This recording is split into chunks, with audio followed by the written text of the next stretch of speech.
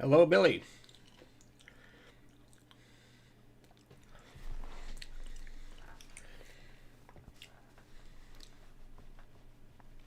I was having issues before. I didn't realize the video was set on unlisted, so nobody was joining.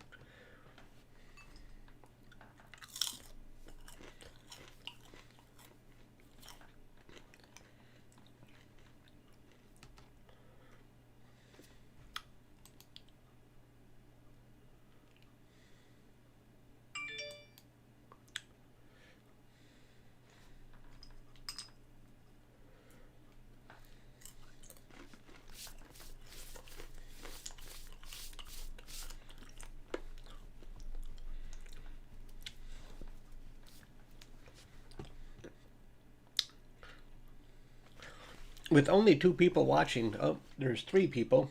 I don't think this is working right. I might have to restart it.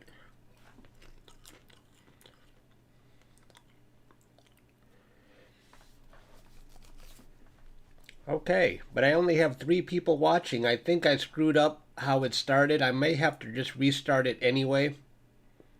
But normally I have a lot more people going right now. And with 3 people watching, I think there's something is screwed up. Oh, now we've got 9 people. I think people are starting to get the alerts now. It is clear in Detroit. I am taking advantage of what might be the last clear night in a while.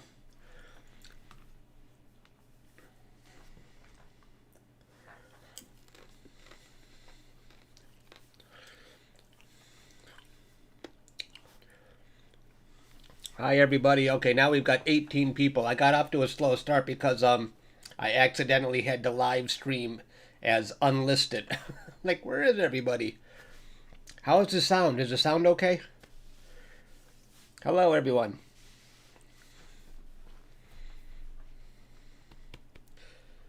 Okay, 11.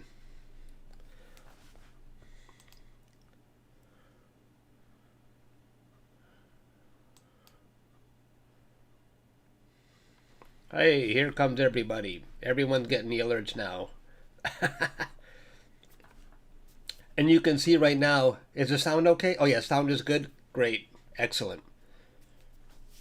Okay, so you can see my two rigs right now, and almost a full moon behind them. Good evening. Hello, everybody. Hey, thanks for joining. All right, now we've got a crowd. I couldn't figure out what was going on last time. I had the video as unlisted. Okay, so I thought I'd try something different. My scopes aren't imaging yet, so I thought I'd just go through the startup on both rigs while I got everybody online. If anybody wants to see what my startup process is like, we'll do this live, and hopefully everything goes smoothly. Yeah, almost a full moon right there.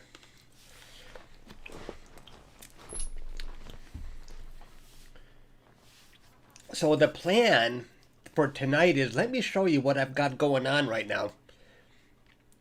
This is the Bat Nebula, which I'm capturing with my Celestron RASA. I've got 7 hours of data on this.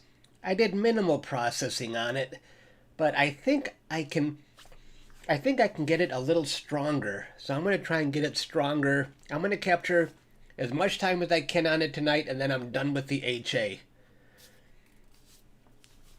And if you saw my previous video, how I'm looking for something a little more wide field, here's one of the reasons why. I couldn't even capture the whole bat on my RASA. That's why I'm still looking to get something more wide field.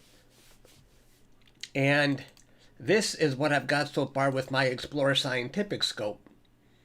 And this is also, so the bat was 7 hours in HA, and this is NGC 7822, also 7 hours in HA. But I'm going to try and get this up to 10 or 11 because I can still see it's a little bit noisy, and I'd like to just get a little more time in on it. So even though there's lots going on with the nebulosity, this is completely unprocessed. This is just stacked data, and look how much stuff is going on with this. It's pretty crazy. Yeah, and this is my weather for the next week.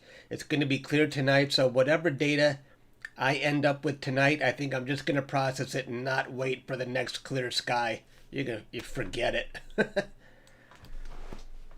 Okay, so what I want to do first is I'm going to launch. I'm on my laptop now. My laptop is sitting right next to me. I'm on my desktop, and I just remote right into my laptop. And I'm going to start Sequence Generator Pro, and I'm going to try and capture about 3 more hours on the bat. Whatever I can do, that's what I'm going to do.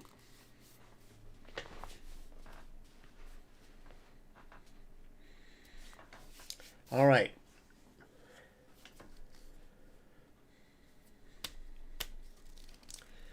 Start this sucker up.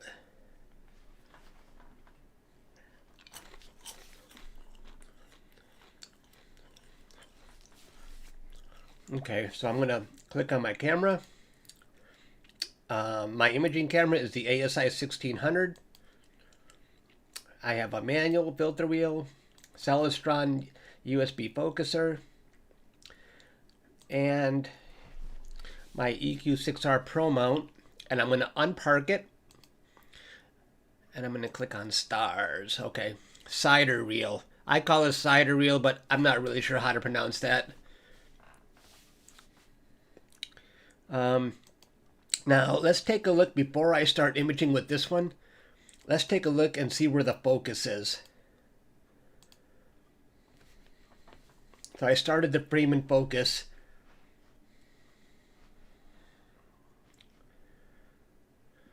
.182, that's actually pretty good to start off the night. I'm not even going to play with it. I'll take that. Let's just stop it. All right. So I'm on the bat and the squid. I'm going to collect HA and however much data I can capture tonight. And what I've got this thing set to do is end at 4:50 a.m. So let's get this thing running. And when I hit run, I want to go back to the, let's see, yes. It's probably going to ask me for a filter because it's a manual. Yep, HA, okay. And let's take a look. Okay, there's my Celestron RASA. Sorry, I'm not looking at the comments at the moment. I'm making sure everything is going. Okay, that didn't have to move much. So let's just see.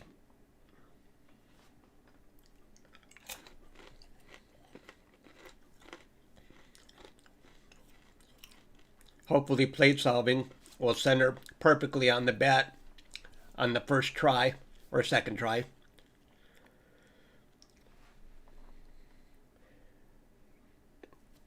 I alternate between my ASI 533 and the ASI 1600 for when I want to do narrowband.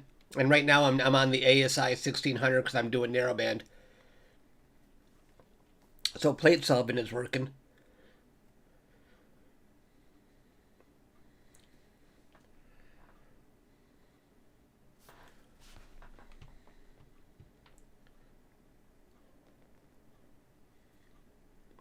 Okay, that was pretty fast. And PhD2 should automatically start up. Find the guide star.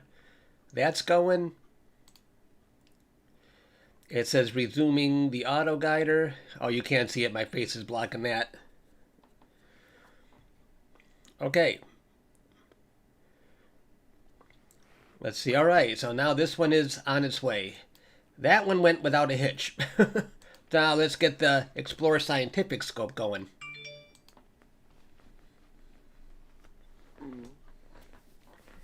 No problem. You're thanking me for the stream. Thanks for watching. Okay, now let's connect everything. And this one I use an autofocus. So but let's just check the focus before I get started. Make sure it's good enough to plate solve on.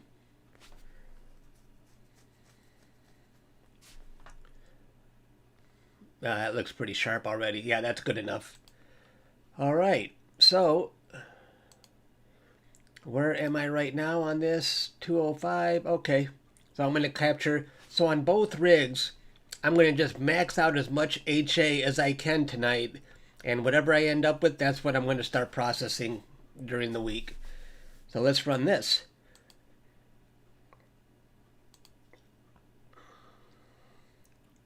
This is pretty good, actually. If okay, there goes my. If I get both of these rigs starting up flawlessly on a live stream, I gotta pat myself on the back. Taking a risk here.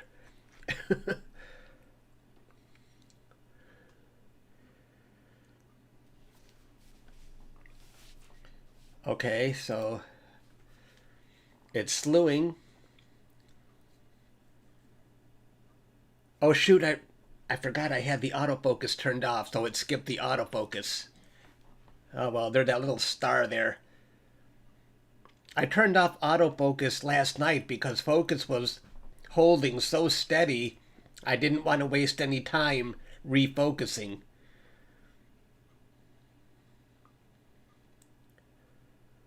Let's see if it can. Okay, well I'm going to click on autofocus right after this, and maybe it will still go into an autofocus routine. So plate solving is working. Hi everybody, thanks for joining. I'm eating popcorn. I just ate the last one.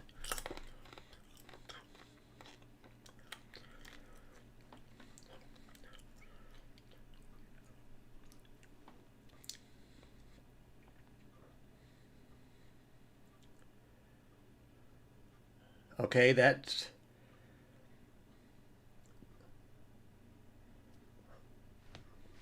So plate solving worked on both of them without a hitch. All right, now I'm going to click on autofocus. That little star there is how I turn autofocus on and off. And I want to see now if it kicks into an autofocus routine. It usually autofocuses before it even plate solves. Resuming. Okay. So oh shucks. You know, it's integrating. It's capturing my first image without focusing. So that's my fault. But I'll just run focus really quick here, and then I'll restart it. But I would say this is a success. That's just I forgot to have the autofocus turned on.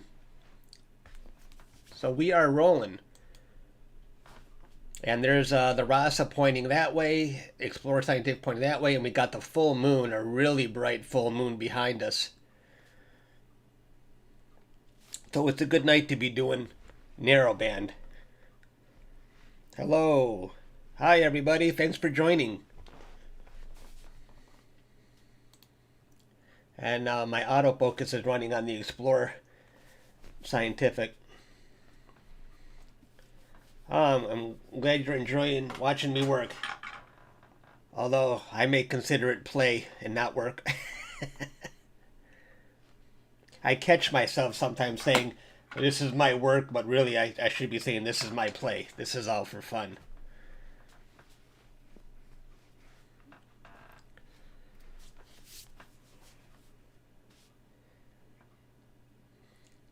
Hello, Australia. Melbourne. I get a lot of Australia people. Is it daytime in Australia? Probably. India. Hello, 93 people watching. Great.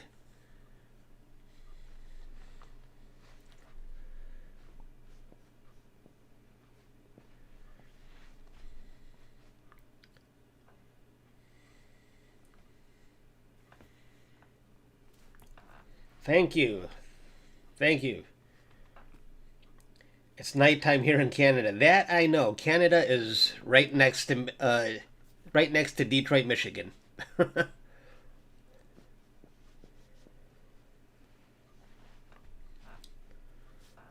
I'm looking at the autofocus routine right now. If anyone's joining us, looks like the autofocus is running pretty good.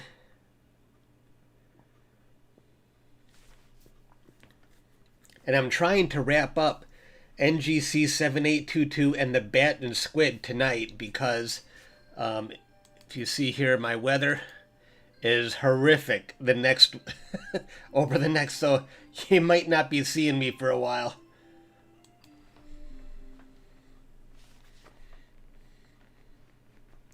I figured, okay, cool. Midday in Australia. Looks like the autofocus is really good. The autofocus finished. Oh, close it. All right, and now I'm going to resume. All right.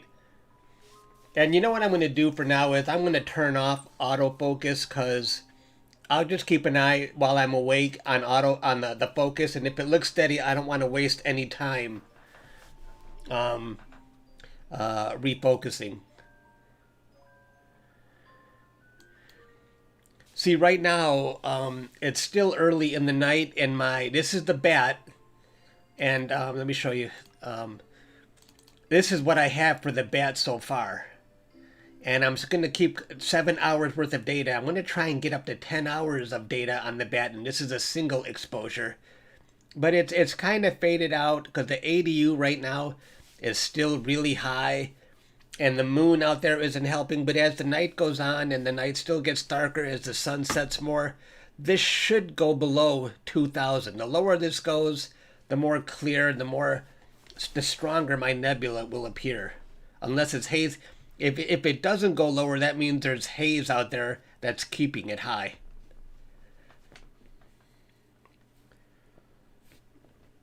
$10 p.m. for Kyle. Hi, everybody. Thanks for joining us. And both rigs are imaging. And let me show you if you haven't seen it.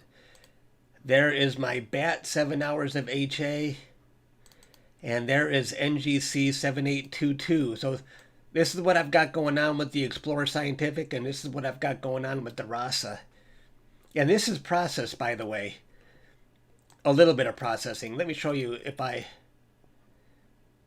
This is what it looks like if I keep the stars. But if I shrink the stars a little bit to try and bring out the nebula more and make the nebula a little brighter, I'd like to capture more data on that. And NGC 7822 is just a lot of fun because the nebulosity is so strong, even at 7 hours. But I want to go up to about 10 or 11 hours on this one. The problem with this one is I'm only going to have HA and oxygen at this point. So I may do an HA oxygen image. Maybe I'll add sulfur to it later when I get more clear skies.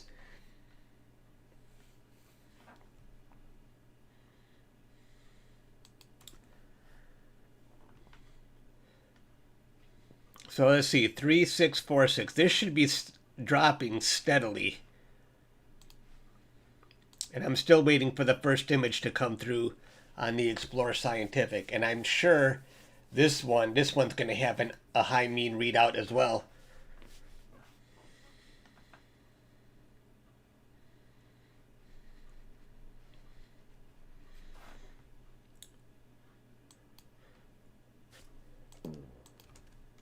And let me show you the bat and squid. This is what I'm going for. You might have seen this in another live stream I did. Doug Struble. He did a pretty good. He did it years ago though. Let's see if I can see it here. I'll just click here.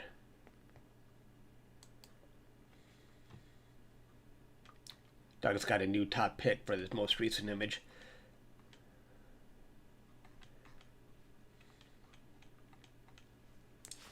Come on, let's see it. Where is the squid? Oh, there it is. Oh, he got image of the day for it. This was almost 4 years ago. So you can see that's what I'm going for, but I don't think my squid data is going to be strong enough. And you can see it looks like Doug had even a wider field of view to get the... Let me flip this around here.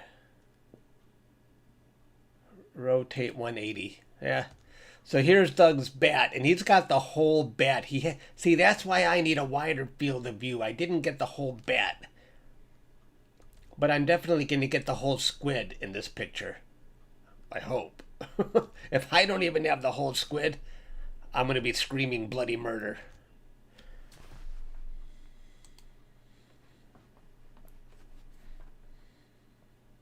It is a cool target, but it's definitely going to be challenging because my oxygen data, which you don't see here, has huge halos around these two bright stars. I hope I can get rid of the halos. All right, so the first image just came through on the Explorer Scientific, and this is what 1 4-minute exposure looks like, and this is what 7 hours of data looks like. So... and you can tell the mean readout is 1500. I want this down to about 800. So it's still pretty early in the night. So this should be going down a lot, hopefully, as the night goes on. And it's really high right now because both of my rigs are pointing very low. And you can see the mean readout here was 3646 before. So now it's 3580. So this is going to keep going down. Check this out in the corner here. Can you see that?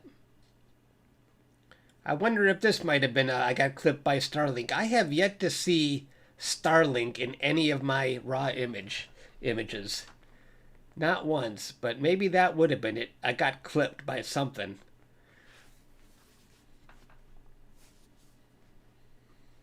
You made it. Hey everybody. Hey Deep Sky Dude. Welcome aboard. Good to see you here.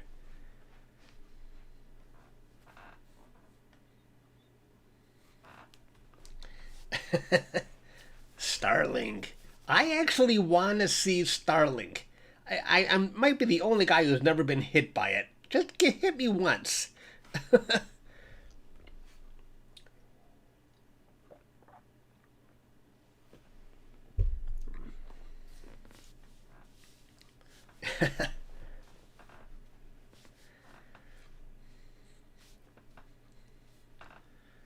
Hello to everybody. Hey, Garnett's here too. I see Garnett.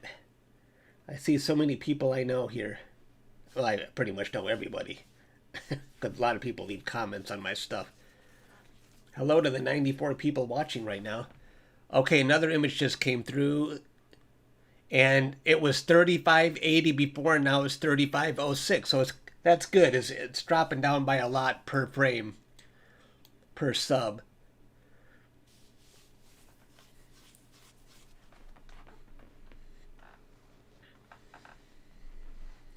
You know, it's nice. This is a really good night because I left my rigs out from last night, so I didn't have to do polar alignment again. So I skipped that.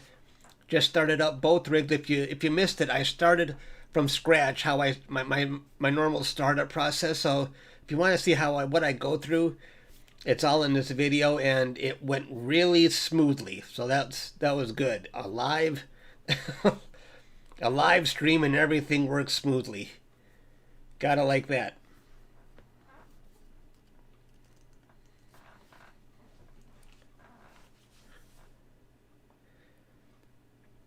Oh yeah. Oh, you had some morning passes, really? Oh boy.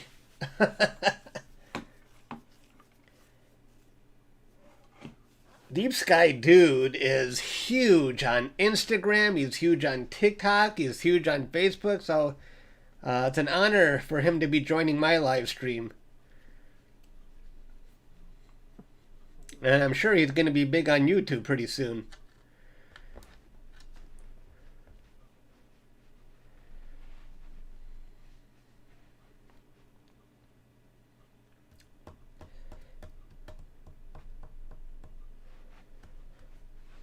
Hey, we passed the 100 mark with people watching. Hello, everybody.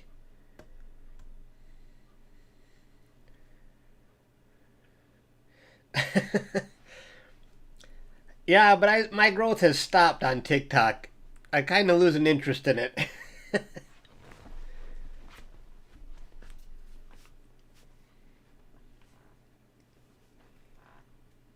I wish I was as big as Deep Sky Dude on Instagram. My growth came to a halt on Instagram. That's social media for you. It's hard to predict. Can't predict those algorithms.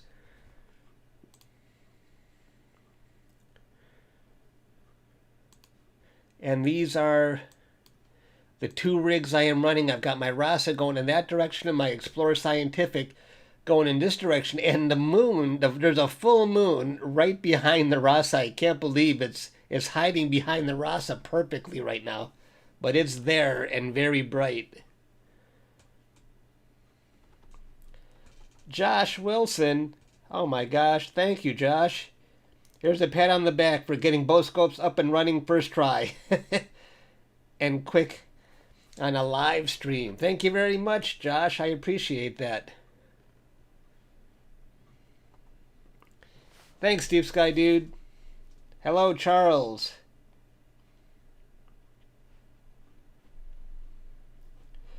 Could you make the offset smaller to achieve a low mean readout? I don't know much about the offset. I set it according to a chart I have. And I stick with that. I adjust the gain plus the offset to give me a... I try to use the maximum gain offset that I can get away with and give me as long as exposures as I can. Right now I'm doing 4-minute exposures on the Explorer Scientific and 3-minute exposures on the RASA.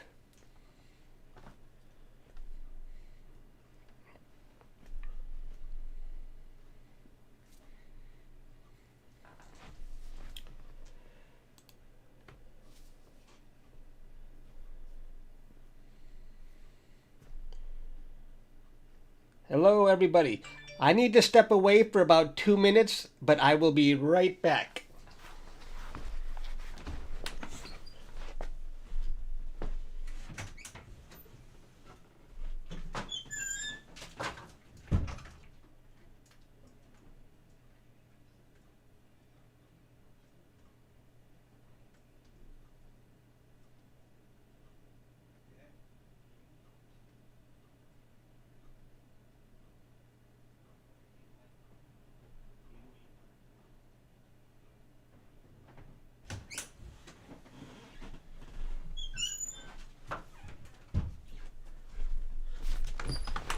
am back.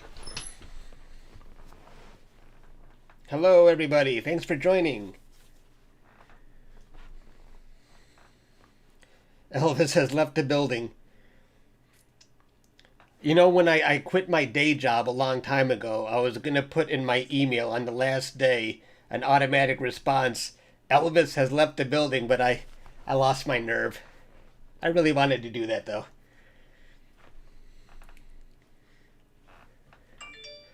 So we're looking at the next exposure of my Explorer Scientific rig, and I'm hoping the mean readout goes down substantially.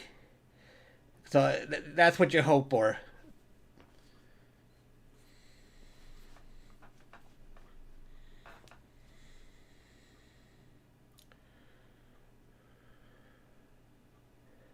$14.84. Okay, that's good. As long as it keeps going down. Very good. Now this, I would like to see it below 2,000, and I think it will get below 2,000 as I got a long way to go tonight, and it's supposed to be clear all night. And if you're just joining us, this is the bat that I'm working on, and this is what it looks like so far. That I've collected 7 hours, and that's what a single exposure looks like for 3 minutes. So I want to get up to about 10 hours, and then I'll call it quits on the bat. Because the bat looks a little grainy right now, and I just want to see if I can pick up any more details.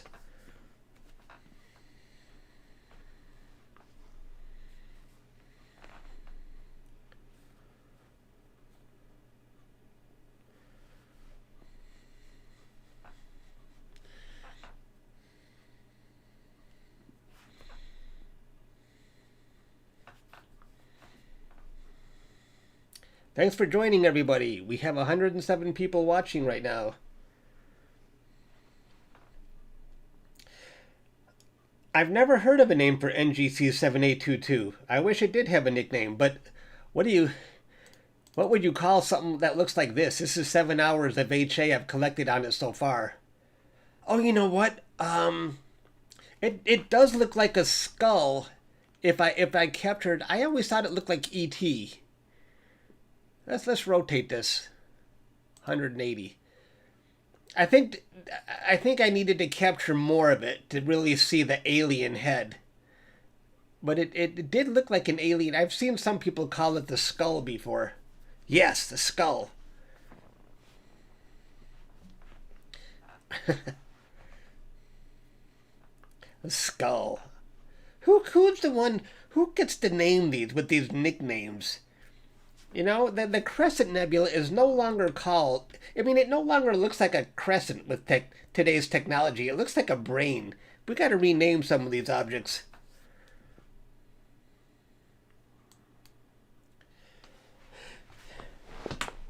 And if anyone's wondering, I have 2 telescopes running right now, and each one runs on a separate computer. I don't have the ASI Air or anything like that.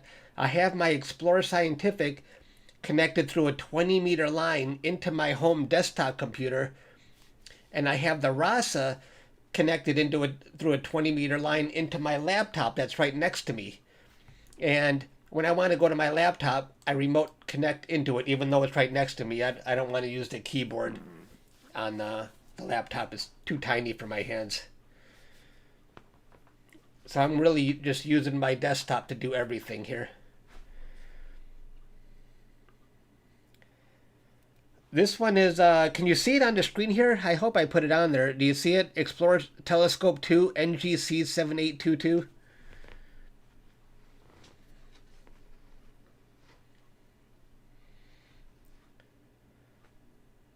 This is, yeah, do you see that? NGC7822. Deep Sky Dude, this is probably a bright one. I know you like to do those live views of, you have some kind of night vision. If you ever seen Deep Sky Dude, he has night vision and he can just see it. It's just amazing the views he gets. I'm so tempted to try that, but I'm more of a data collector. So I don't know if I'll ever try it, but it sounds like a lot of fun.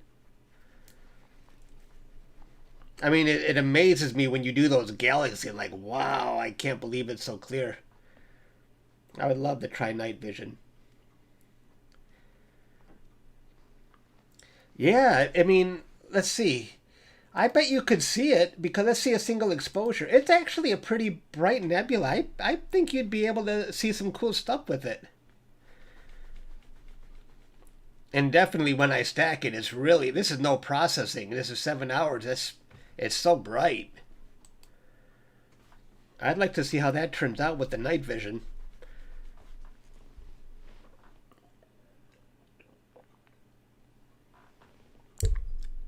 In fact, I'm kind of envious of that night vision because you just see it flat out. You get that instant gratification.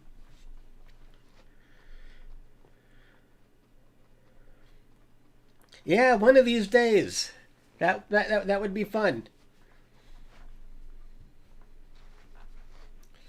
Hello, 116 people watching right now. Astronomy Notebook. Yeah.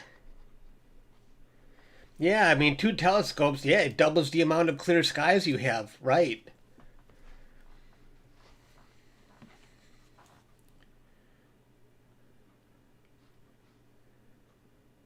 Nice. Hello, Link. What camera are you running besides the 1600? Well, right now, um, that's my main camera, the ASI 1600, but I alternate on the RASA between the 1600 and the ASI 533. But right now, with the moon out, I'm definitely running narrowband with my ASI 1600. Chuck, please notice this, please. Can you get a pic of Humia? Yeah, I'm not sure what that is. Hello, Georgia. Dwarf Planet. Oh, I wish I could. That sounds like fun. Thanks for the tip on the E. Oh, yeah, that EQ handle. And yeah, if you saw my video where I replaced the handle on the EQ6R Pro, I've used it a few times now. Oh my God, why didn't Skywatcher go with that solution from the beginning? Oh, it absolutely is. It makes polar alignment so easy now. It's just amazing how much better it is than the one that comes with the mount. A lot of people felt it was overpriced. I didn't even get a thank you from that guy. I sent that guy a lot of business. I bet he sold a ton of handles.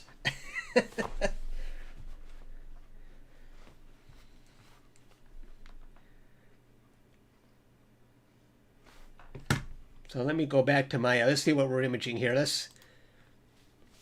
I'm almost done with the next image on the 7822, and I want to see how the ADU drops. Ideally, I'd like to be in the 800 range for the mean readout, but right now, the object is too low to the... Let me show you where it is right now. I'm hitting up against a lot of light pollution, so I'll probably throw away some of these first frames. But let's see.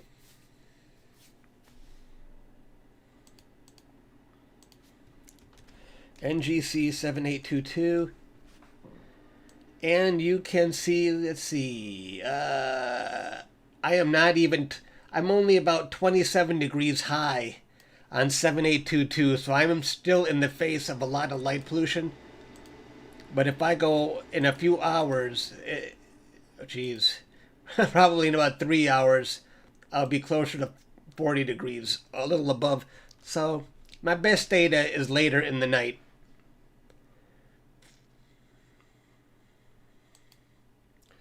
Okay, now you can see 1515. My ADU just went up.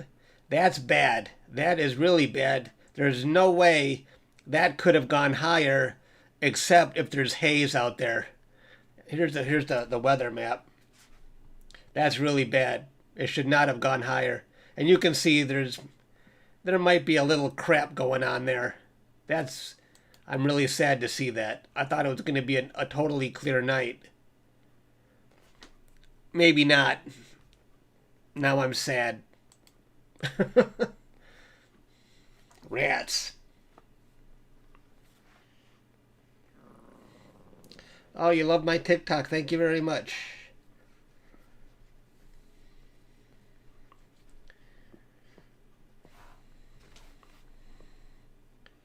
Chicagoland. Hello, Chicagoland. How many nanometers are your narrowband filters? How many nanometers? I think the on the Explorer Scientific, I'm using astronomic filters right now, and those are 6 nm. And on the RASA, I'm using Baader filters. I don't think Baader gives you a clear answer on that, but I have a feeling they're 10 nm or higher. You need a high nm range to get you that full transmission on the RASA. The lower the nm, you might hinder the speed of the RASA.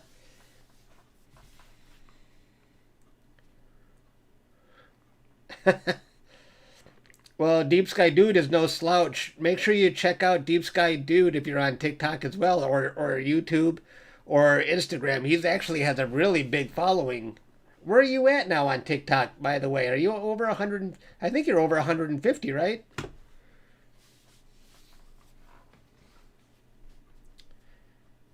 What's the best shot you got of Saturn? Oh. You know what? I'm not very good at processing planets. I love just looking at the live views of Saturn.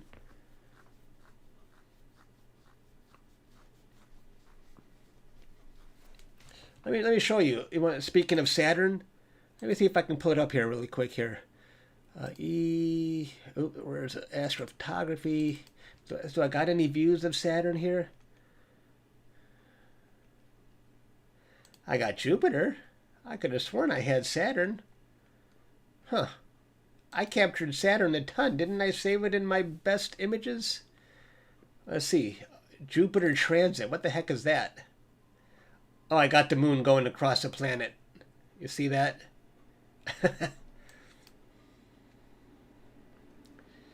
And, oh, let me show you something else. I can find it. Oh, here's some views of Saturn I got. Can you see that one? I think that's just might be raw data. I love looking at raw data on the planets.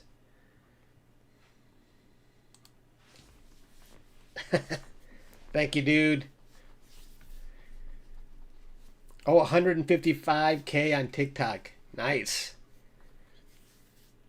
TikTok is very unpredictable, by the way. It's TikTok does not care about quality. The weirdest video you think will go viral, and one you spent a lot of time on, you think this is good, it flops. I cannot figure TikTok out. So I'm a little, I don't know, I'm kind of disappointed because I can't figure it out. Yeah, definitely raw data on the planets. I love it. Okay, let's see if my ADU is going down again. Let's see. 15, barely. There's definitely some haze. I'm getting hit with a little haze.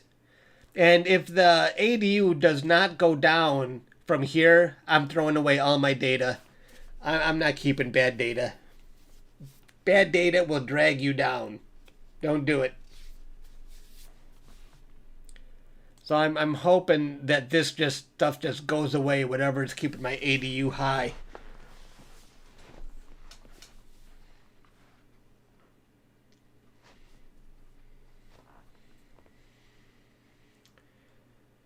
Oh, your cat died. Oh my gosh. I'm sorry to hear that. Hey, Ray. Sorry, Preston. That's terrible news. Sorry if I'm missing some comments. I'm watching my screen.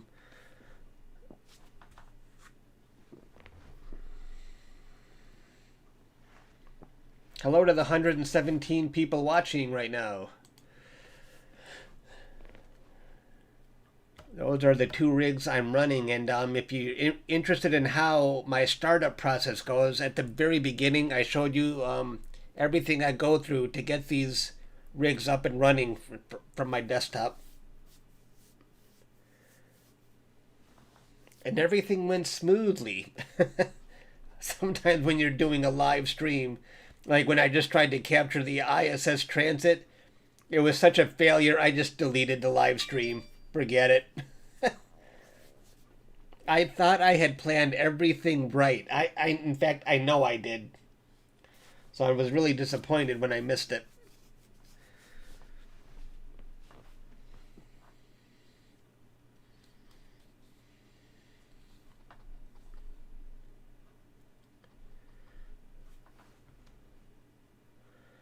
And right here, this is NGC 7822 that I'm capturing with the Explorer Scientific, and this is a single 4-minute exposure in HA, and this is what 7 hours of HA data looks like.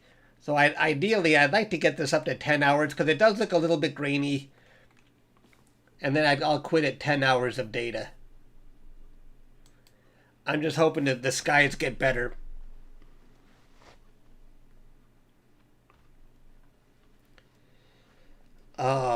If you can look on my YouTube channel, I do have I do have a video for beginner telescopes.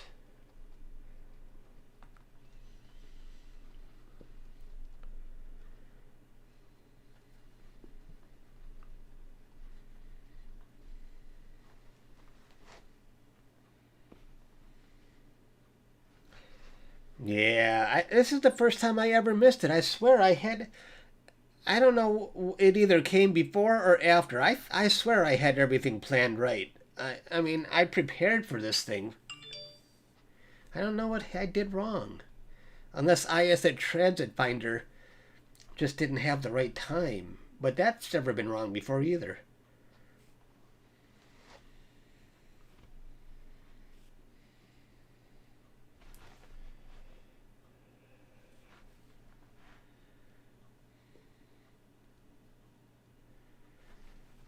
All right, I got to step away one more time again. Make sure everyone's okay.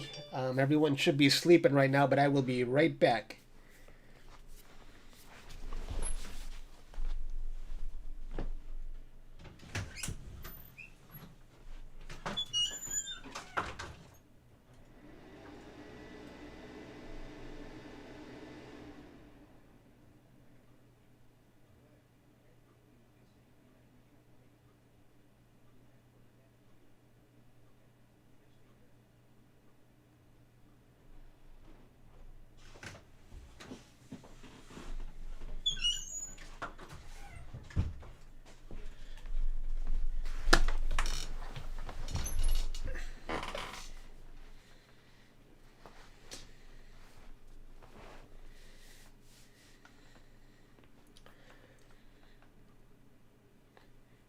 I don't think I'm familiar with the cat's paw. Is that a northern hemisphere object?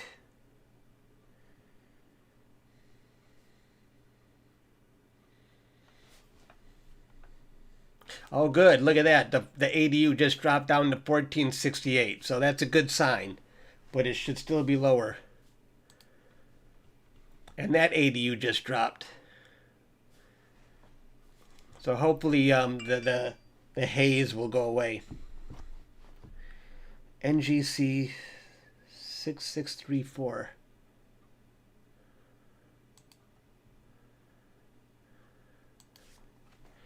NGC 6634.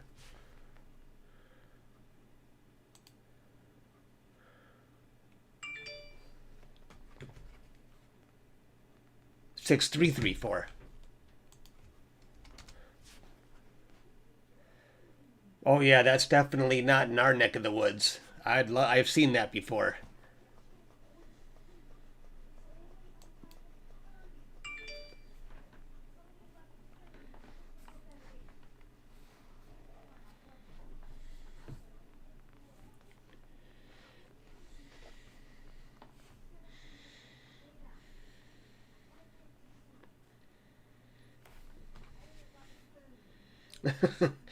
Shout out from Bortle 1,000. No, 100,000 in LA. Oh my gosh. Yeah. Oh man.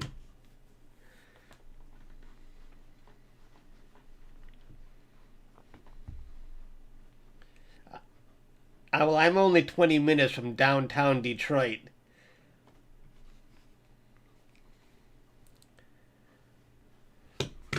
Yeah, the Rasa is pretty good. You know, I was so worried about getting the Rasa, and I was so worried about, oh man, am I going to have to collimate it? But you know what? Um, it doesn't look bad. I mean, there's a little bit of elongation going on in the corners, but not enough for me to mess with it. No way. I'm not touching it. I can live with this.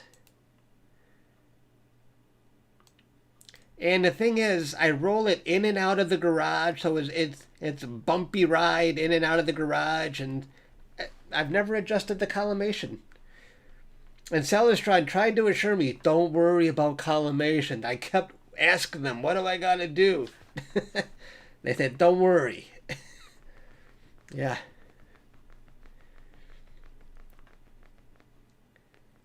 And thanks to Celestron, the Rasa was actually a gift to me from Celestron a couple years ago. I've The problem with the Rasa in collimation is that I it really is hard to do when you have a camera attached in the front. It's not quite as simple as it might be with a camera that's mounted on the rear. Is it easy on the Rasa? I'm not sure about on an 8-inch Rasa. I'm not sure. Is it?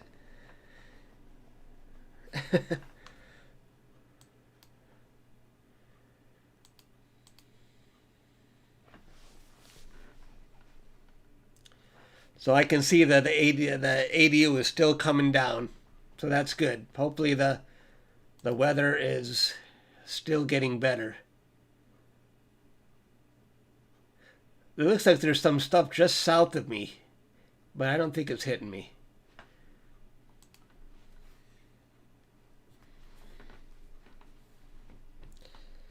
If you want to know why I'm looking down, this is where I'm reading the comments off of my iPad. That's why I look down.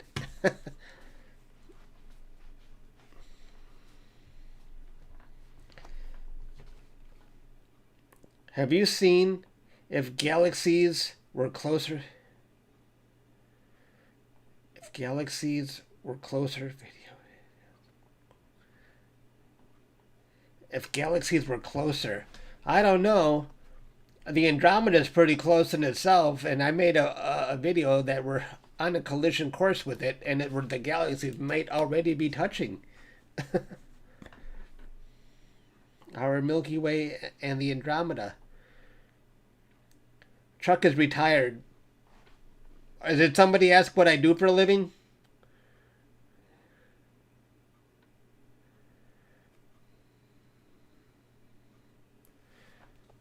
Lucky man. Oh, I see. RP is asking if I have to work tomorrow. I admit I brag an awful lot. I did get in on the internet, and I love to tell people, yeah, I did retire early. I feel like I beat the system, you know? I didn't have to go to... I went to college, I got my 4-year degree, but I didn't have to stay in my IT job until I'm 65. I started working on the internet in the evening while I worked with my IT job during the day, and my web business in the evening just took off, and it allowed me to retire early.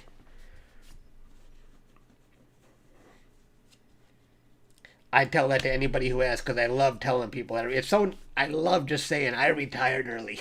It's one of those few things I can brag about. That and my AirPods. Thanks, man. What is the mount being used? Oh, you can see there the moon is starting to come from. It was behind this. This is not part of the mount. That's the full moon right there. But I'm using an EQ6R Pro mount. Thanks, Frank. I don't know. It's, yeah. How many APODs is it? Yeah, four. That's four, everybody. I love bragging about those. Four NASA APODs.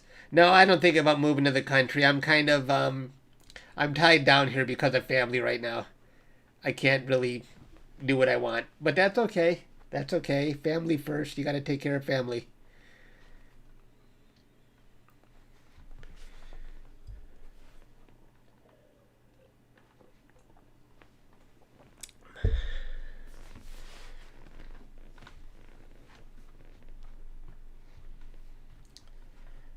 Rob from Mississippi, hello. Thank you.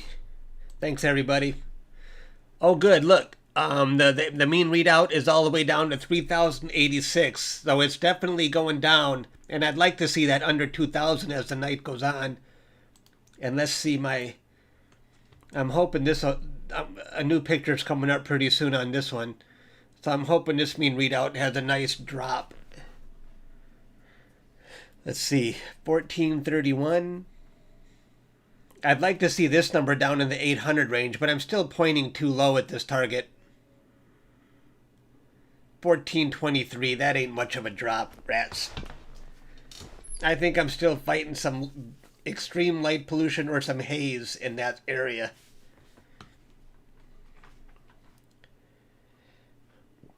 After these two, I have no idea. The only two projects I'm working on right now are NGC 7822 and the Bat and Squid. I don't know what I'm gonna do next. Like Brady wins Super Bowl. That's funny. Well, let me tell you about my. Oh, the moon is out. Yeah, I actually almost thought about pointing my telescope at the moon right now, but I think I'll stick with my deep sky targets. But that last APOD I had, it was with the Nova 1405. That was an APOD that was just sitting there for the taking. The APOD guys had never posted anything about the Nova, and I don't think a lot of people knew about the Nova. So when I saw it in my picture, I sent it to the APOD guys, and right away it became an APOD. If they had posted about the APOD a week before I submitted mine, I bet I wouldn't. My chances would have been zero. But because they never posted about it, I thought I was 100% confident that that was going to be an APOD. It's just one of those things. But if anybody had captured the same picture I did a month ago, they would have gotten the APOD. I'm sure of it. I just walked right into it.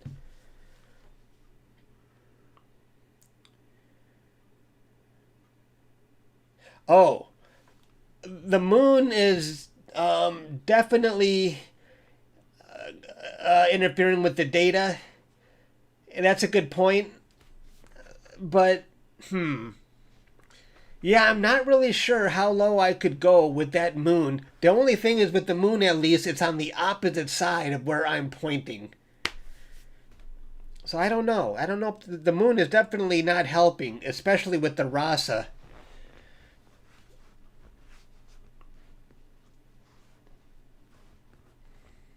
Yeah. Have you decided on the shorter I got so many comments about the red cat. I'm so tempted to get a red cat now. Everybody says great things about the red cat.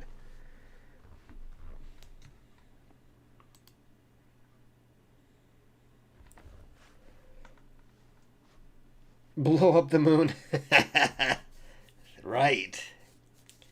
There's some guys making a good living on Instagram by taking moon pictures, though. They wouldn't like that very much.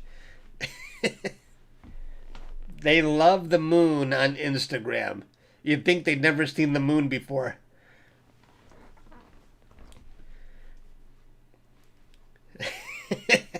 I bet you know who I'm talking about, Deep Sky Dude.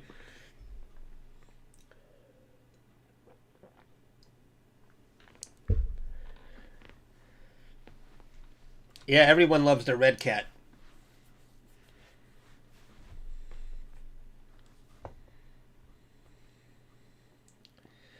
TPO ultra ride.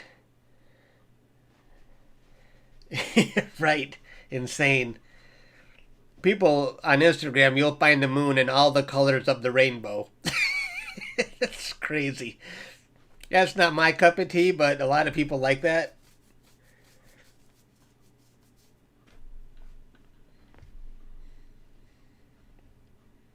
Where am I? I am in Redford. About 7 blocks outside of the Detroit city limit.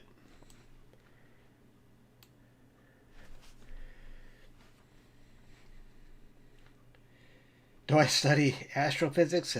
Geez. That sounds like a difficult field of study. No, I don't study. But I love theoretical physics and just reading about, guys like Niels Bohr and Einstein and even farther back, Galileo and Newton, Kepler. I love the history of astronomy.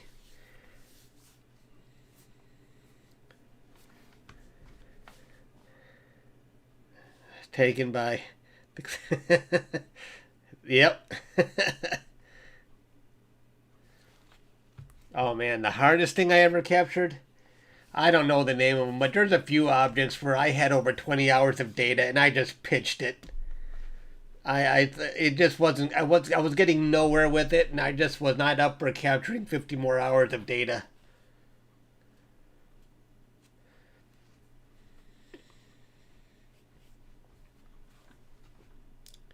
You can see my mean readout has dropped now to below 1400. As long as that keeps going down all night long, I'm good. And I have my sequence ready. I have my sequence set to stop at 4:45 a.m. After 4:45 a.m., it starts to get too close to sunrise and the ADU will start going up again.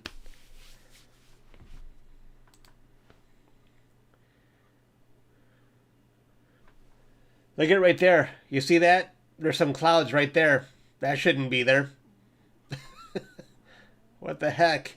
Come on. I'm going to look out my window. Hang on one second.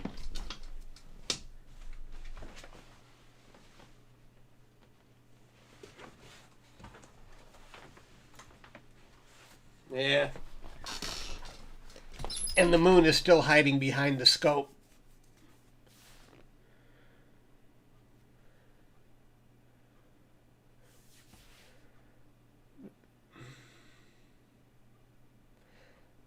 Is that a cloud? Or is that my neighbor's garage roof? I'm not even sure now. Maybe it's a roof. I'll come back later and see if it's still there.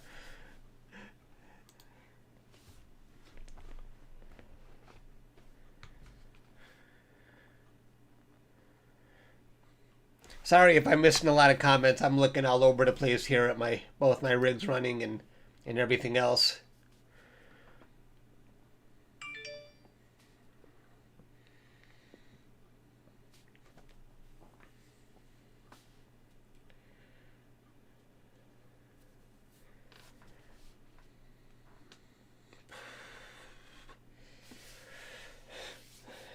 Hello to the 106 people watching right now.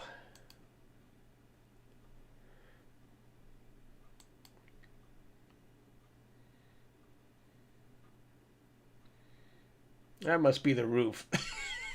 My mistake. I was too quick to complain about clouds.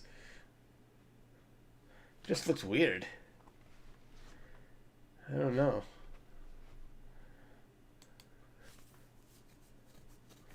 Hello, John.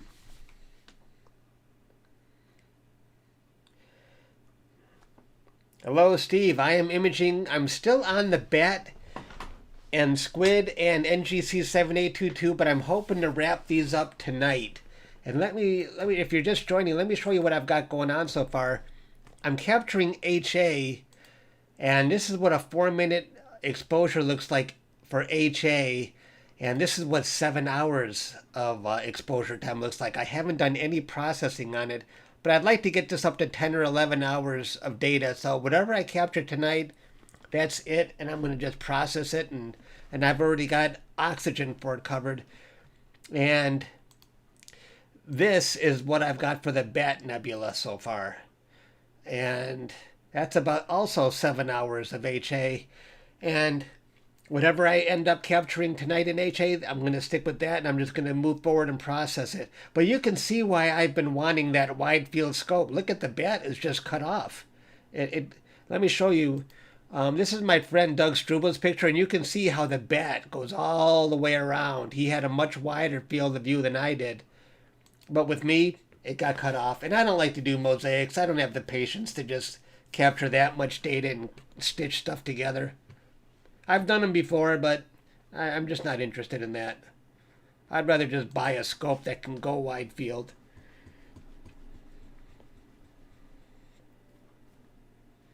You can't wait to retire in 25 years. Yeah. Hello, Dylan. You watched the making. Yeah. On that live stream, I did unlist it because I had some stuff in there I shouldn't have been showing, so I unlisted it, but I'll keep this one out there. I love the RASA. You know what? It's just a fun scope to use.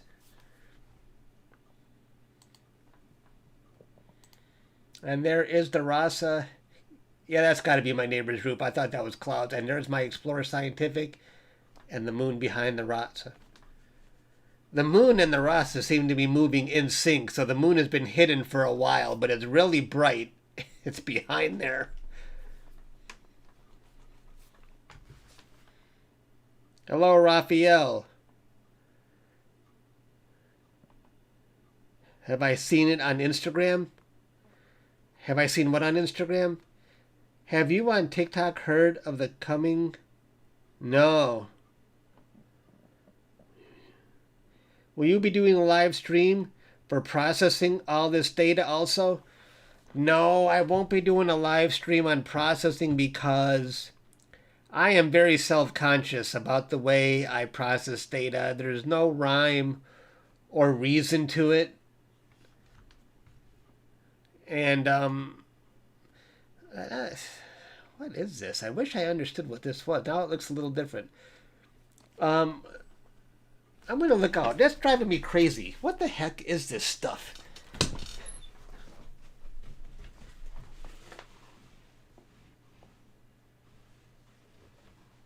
I can't see. It's too weird of an angle. That might be a cloud. No, I'm too self-conscious to do a live stream on my processing. I don't think I do things the way other people do, and I go back and forth and... Yeah, I think so.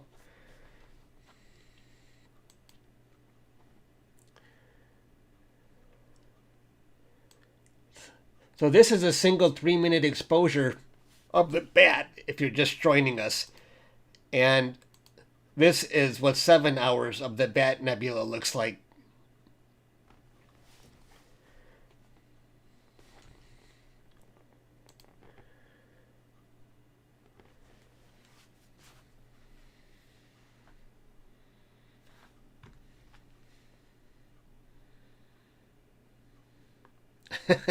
Right.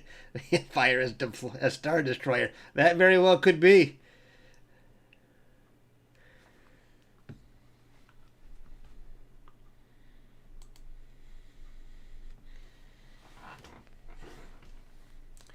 Yeah, it's definitely changed shape. Those are clouds. I don't know why I'm so confused about that. I wish we could see the moon. I can't believe how long it's been hidden behind my RASA.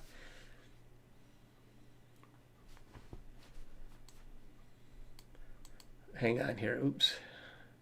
Let me see the satellite. I'm right here on the map. No, that might be the clouds I'm looking at right there, right below me. See that?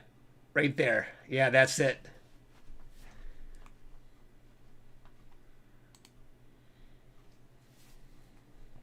And it's going, where is it going? I hope it's not coming towards me. I think it's just shooting right past me. To the east. It's going this way. To the left.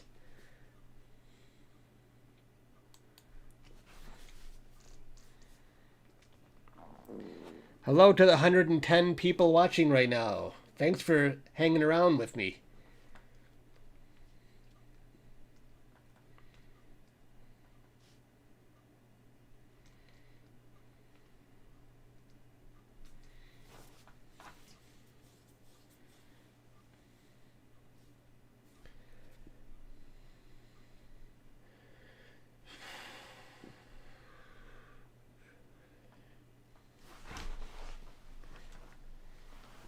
I'm expecting it to be clear all night. I mean, here's what my weather looks like. That's why I want all clear skies tonight, so I can wrap stuff up because the weather for the next week is horrific. It may change, but that don't look so good.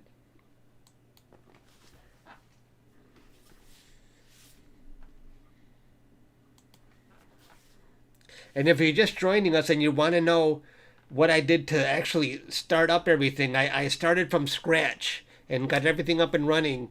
And at the very beginning of this stream, if you're curious as to how I start everything up.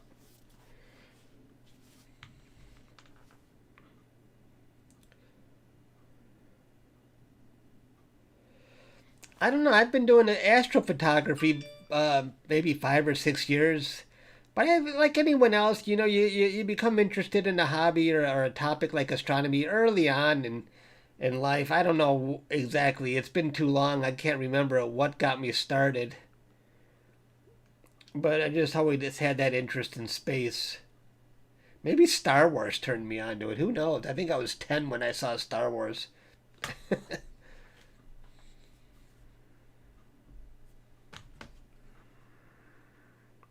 But I always had that interest in astronomy and computers. I always, from an early age, I was using computers, and to merge them together for me was like the greatest thing ever.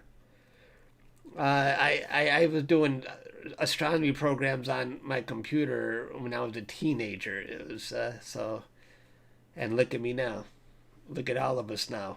The way they just come together.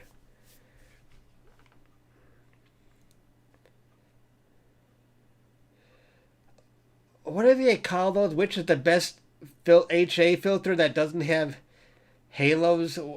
Is it Chrome? Is that Astrodon? Maybe not Astrodon. I think that those Chrome filters. I'm not sure if that's the right name for them. Maybe somebody else can answer that. Yeah, crazy how time flies.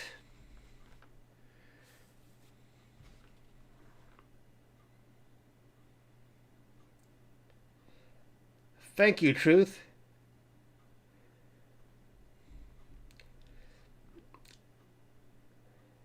By the way, I'm when I'm reading the comments, I'm using this. My eyesight has gone really bad. I can't see small writing. I need glasses. I need some bifocals or something. Or I have some girly glasses that help my sister bought me them, but she bought me the wrong color. I don't like wearing this. It's just not the right color for guys, is it? I just don't know why I procrastinate. I need to make an appointment with the eye doctor.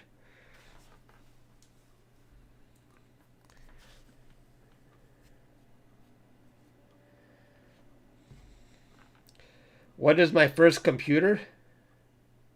Oh man, I wish I had I used to use my cousin's Commodore 64.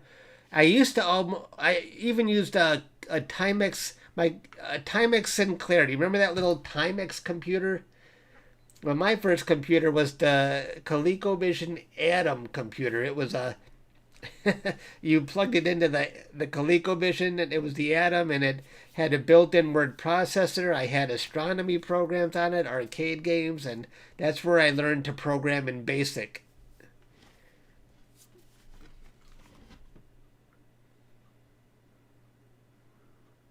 Oh, okay. See you, Mike. Thanks for hanging out.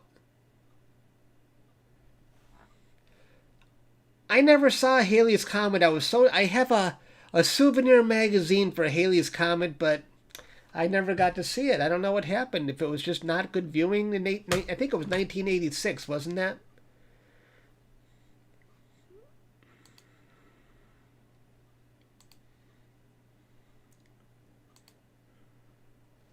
Yeah, you can see that was clouds. The moon is still hidden behind the Rasa, but the clouds are going this way. They might actually be hitting my friend Doug Struble, who lives about 15 minutes south of me. I should send him a text and see how he's doing. I know he must be imaging tonight.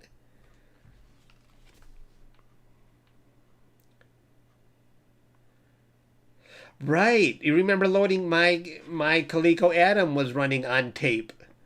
Yep. I still have some cassettes. Maybe I have a... Let's see if I can find... Maybe I got one here. In this drawer. I gotta be careful with my connection not to screw things up. I know I had cassettes all over the place from my Coleco Atom.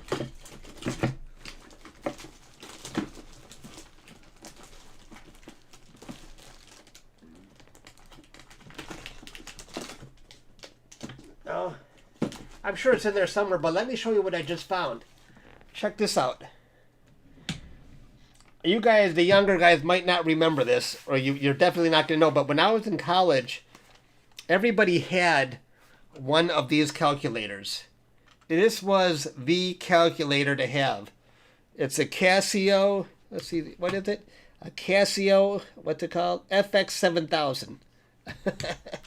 Do you remember that thing? I don't know how many. If you're older, you might remember this.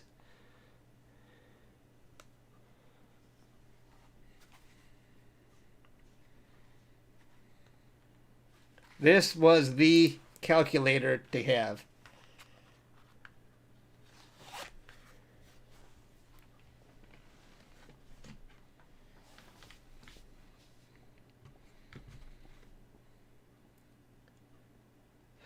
Yeah, right. The thing is, they had 5.25-inch discs. Even at the time, I was using tape, but I was in the Stone Age. But how about this? If we're talking about old computers, I actually used to use a modem 300 baud. Does anybody go back that far? I was connecting online to other bulletin boards in the area, 300 baud. Then it went to 1200, then to 2400, then 96, which was really fast.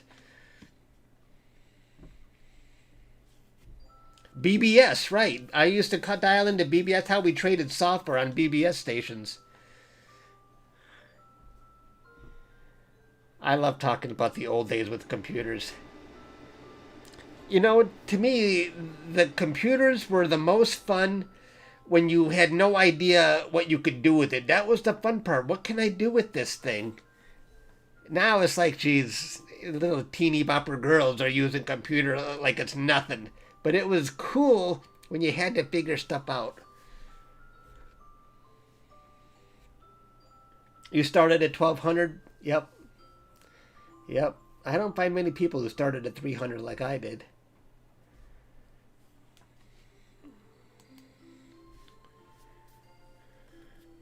All right, my ADU is not dropping very fast. I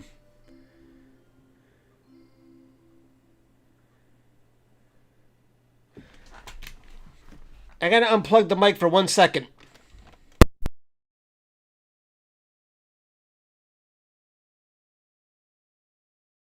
Let me know if you can hear me. I had to cut the cheese. I didn't want you guys to hear that. Yeah, it would be... probably rude. I shouldn't even have told you that. Can you guys hear me? I unplugged the mic on and off. Okay.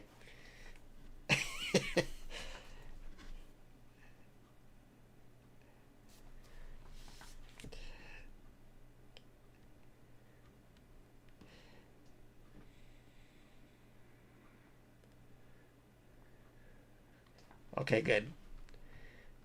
Excellent.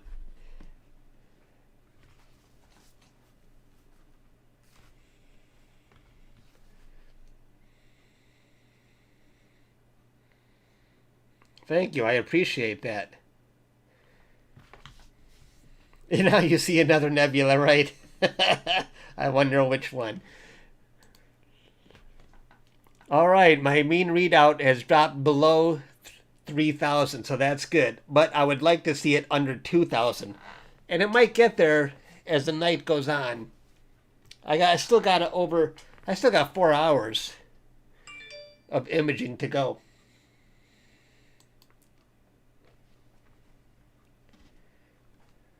I need a mute button. That's what I need. I wish the microphone had a mute.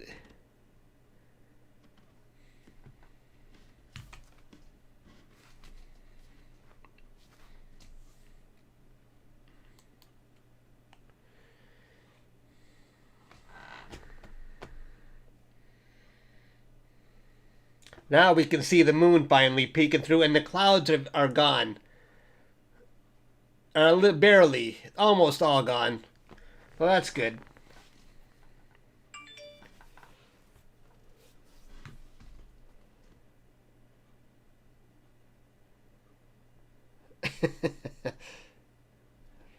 For coffee. You're new here, Lacey. You got yourself a RASA 8. Question. If I got focus pulled all the way back, but still have donut stars. I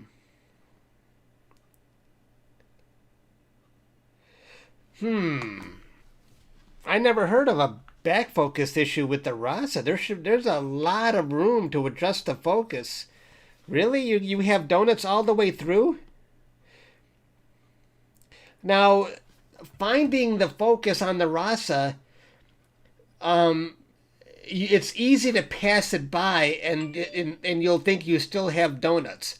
You got to get that. Once you know where that focus is, you keep it there, and then you don't have to go very far. My guess is that your focus is probably fine, but go very, very slowly until you find it. I hope.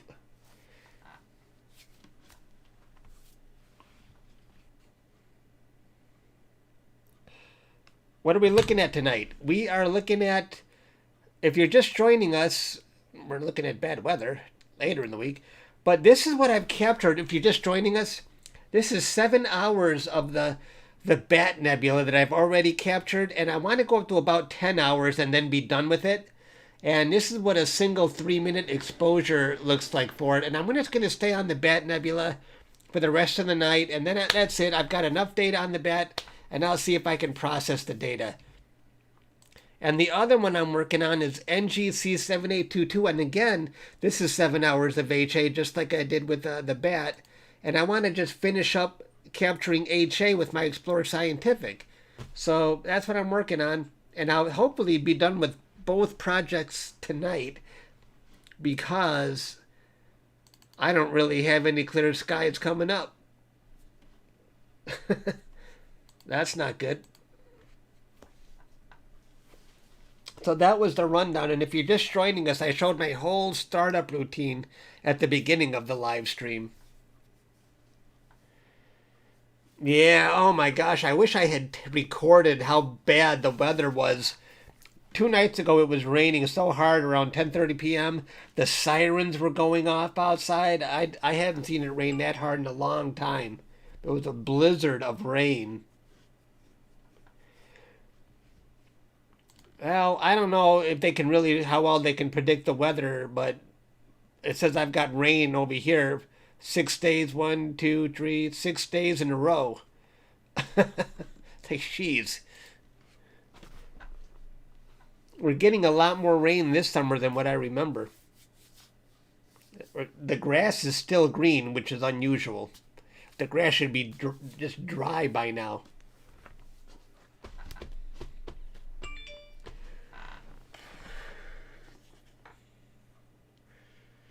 Hello to the 99 people watching us right now. You know, if it's going to be cloudy, it may as well rain, because I love it for the grass and our grape leaf vine in the backyard. And oh, good. What kind of cover do you have? I've left my scopes out in the pouring rain with my covers, those Orion scope cloaks, and they work great.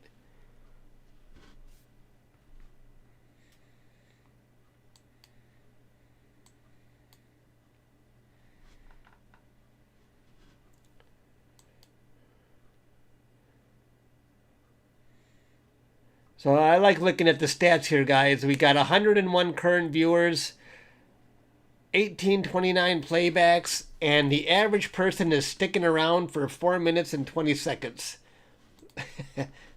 Your attention span is your attention span. I'm keeping you for a little over 4 minutes, guys.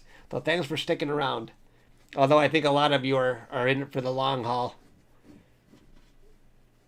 Hello to the 104 people watching right now.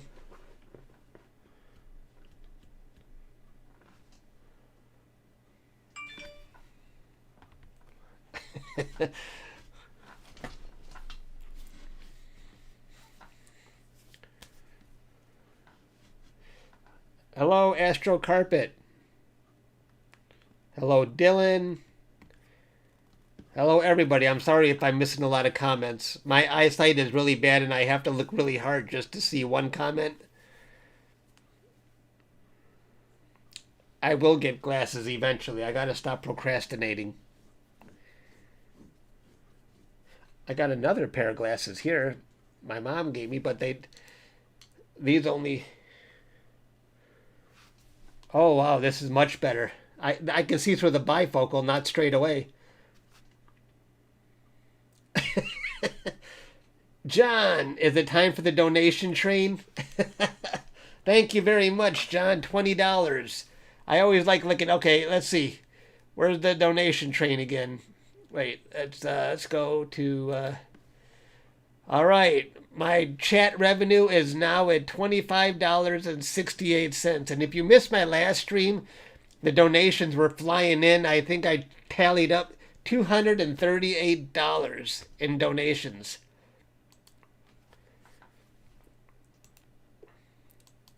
But I have to say this, gentlemen. Thank you, John, but I am retired. Okay, so I will feel guilty if some people don't realize this. I did retire early, but I do appreciate the donations. I'll put it towards the camera.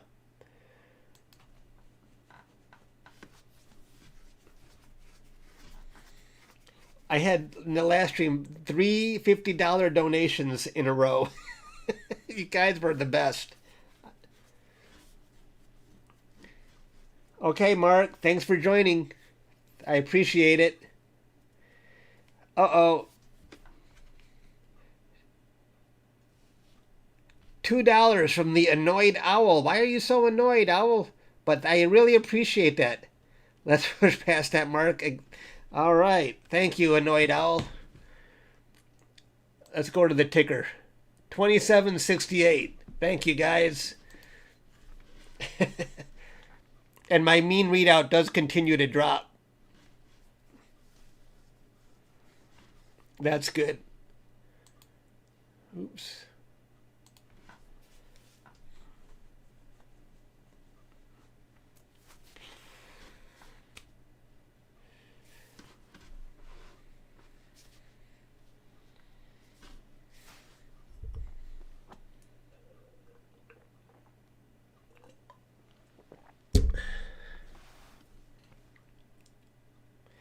What do I like my mean readout to be? I like it to be maybe around 14 or 1500 for my HA filter. Though I'm still almost double from where I'm at, and that's because I'm still pointing low in the sky. So the HA filter on the RASA should be around 14 or 1500, and the nebula will come in more clear if it is. And on this one, the Explorer Scientific, I'd like the HA filter in the 800 range. So I'm down at 1321, but as long as it keeps creeping downward, that means the sky is getting a little more dark as the night goes on. So that's good. And if the ADU doesn't go down, that's a problem. That means there's haze out there that's keeping it up.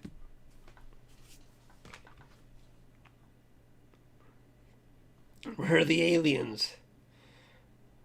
Oh, you finally got PhD guiding working right with your CGXL. Oh, let me see my guiding right now. Let's see where I'm at. My guiding right now is 1.0, but or 0.99. I can live with that. I think that's okay. Where's your guiding at with the CGXL? Now let's see my Skywatcher. Where's the guiding at with this one? 0.88. Oh, that can definitely live with that.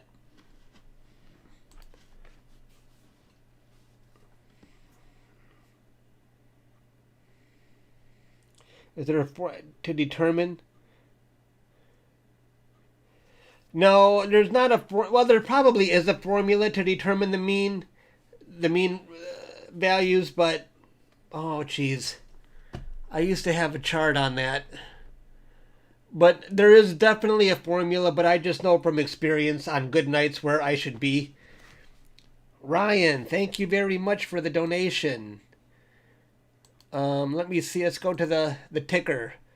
$32.68. I appreciate that, Ryan.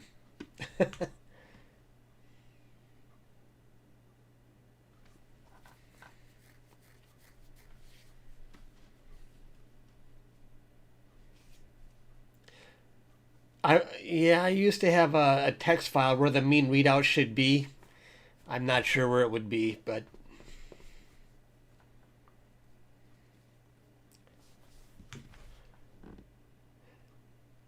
0.19? That's amazing. I've never had 0.19. Wow. No, I'm not imaging the veil tonight.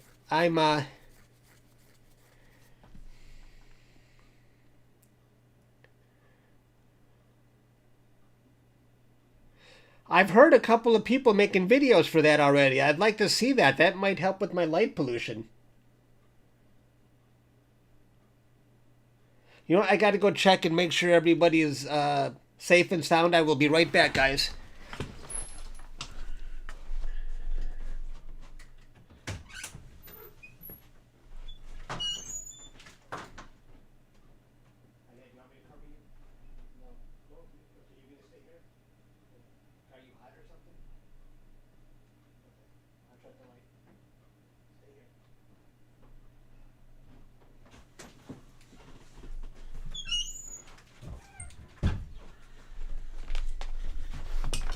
I am back.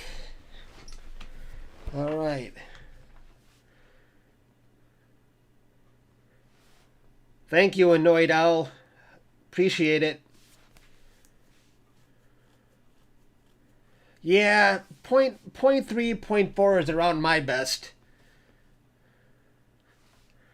But my stars look pretty pinpoint, even at point... Where's my guiding right now?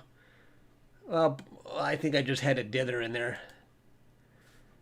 But as long as my stars are round and pinpoint, that looks pretty good, don't it?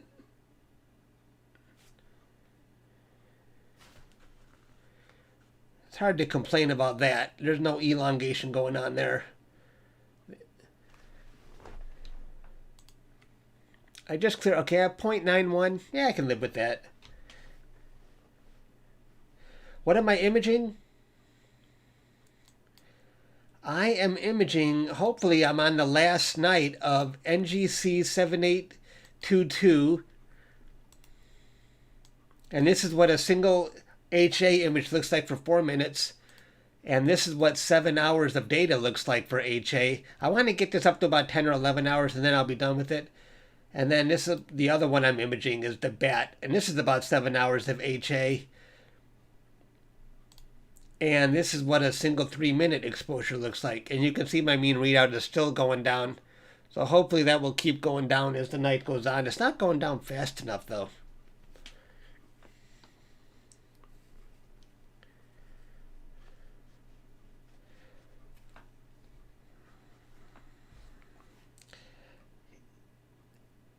Yeah, NGC 7822 this is not even processed. This is just stacked 7 hours of data, and there's a lot going on here, but it's a little bit grainy, so I thought I'd collect 3 or 4 more hours on it, then I'll just be done with it.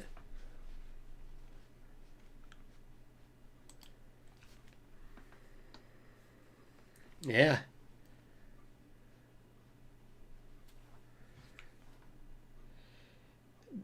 Do you ever turn on the trend lines? No, I don't need to. I really don't pay much attention to PhD2. Right at 0.8, I'm only looking at it right now. because I'm doing a live stream. Otherwise, I don't pay much attention to it. As long as I'm getting around pinpoint stars, I'm happy. But here's your trend lines that you were talking about.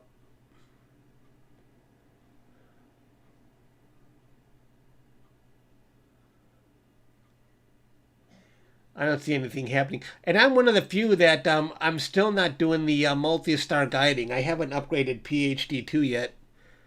So I still got to do that. Hello to the 99 people watching right now. Astro Corone, welcome aboard.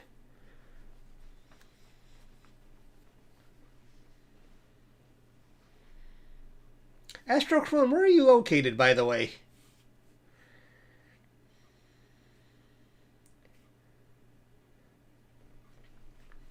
The EQ6R guiding is right here, and it's at a 0.91 right now.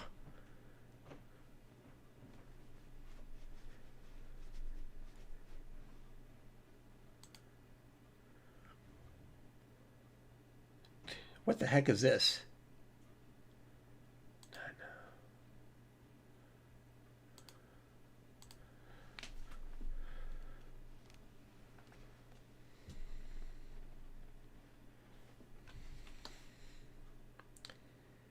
Hello, Nickel, if I'm saying that right. And Connors, hello. A lot of people joining right now. Oh, you're testing it out now. Okay, cool. I see. You see, I avoid the question. I'm not sure which question. I avoid a lot of questions.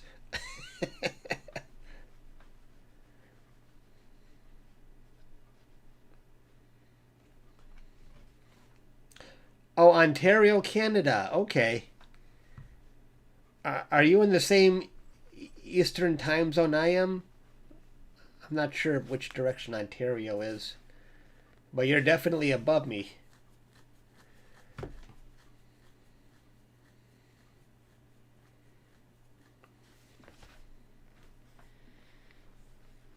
Great. We've got 101 people hanging out with me tonight. Awesome.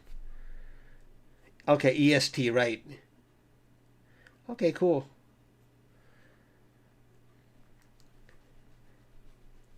The moon is crazy bright right now. There's the... I'm glad I am pointing in the opposite direction of the moon because it is nasty right there. How bad is it? Let me see. I pull up Stellarium.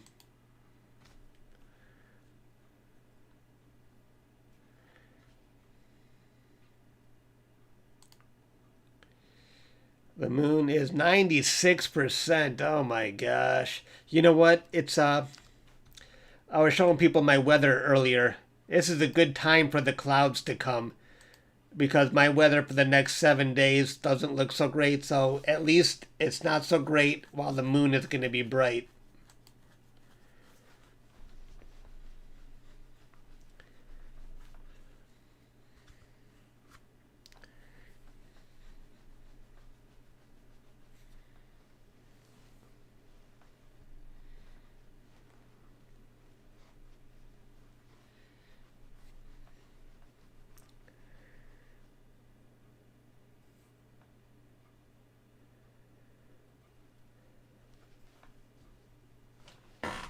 I'm going to put on some bifocal glasses here. These are, again, women's glasses, but sorry about that. But I see a lot better with these. These are on loan to me until I go to see an eye doctor.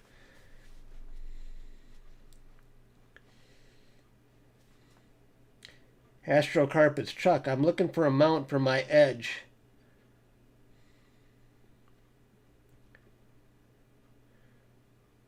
Well, I can tell you that the EQ6R Pro, I love the mount. It just works great. It never fails on meridian flips or plate solving.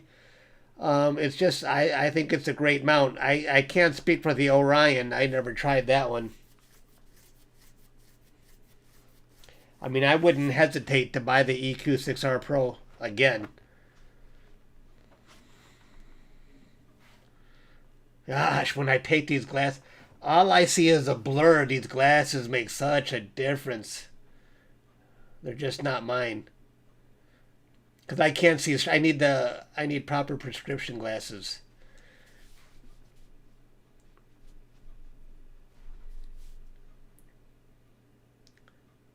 Are they? Are the EQ6R? Oh man, are those mounts hard to find too? All astronomy equipment seems hard to find these days. You got a Skywatcher? Just the handle. A lot of people were complaining about the price of that handle. But wow, I've used it a lot since I made that video, and I love it. It just makes polar alignment so much easier now. Glasses are fine. Okay, cool. I'm gonna leave these glasses on. I see so much better. I can read your comments now without squinting. Okay, you're gonna drop AZ Runner. Thank you for joining, man. Hey Chuck, you're AR102 with an Ioptron.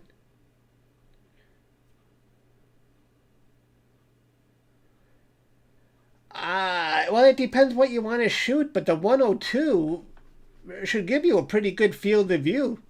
I only use my AR102 for solar, but the AR2, I don't know if you need a reducer. I would try it without. Well, just play around with some software and see how objects look with and without the reducer.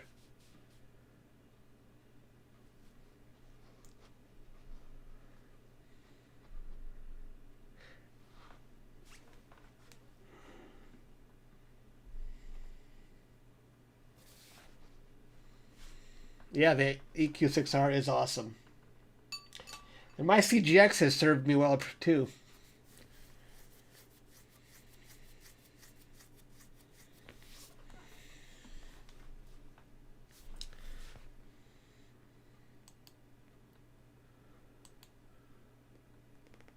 You see my mean readout has gone down to 1200, and I'd like that to be in the 800 range, but 1200 is pretty good considering I still have as the night goes on, that's going to keep dropping.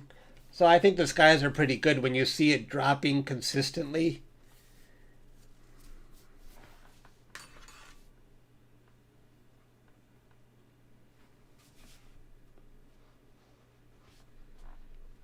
Right. Right, you only need a reducer. It just depends what you're trying to capture.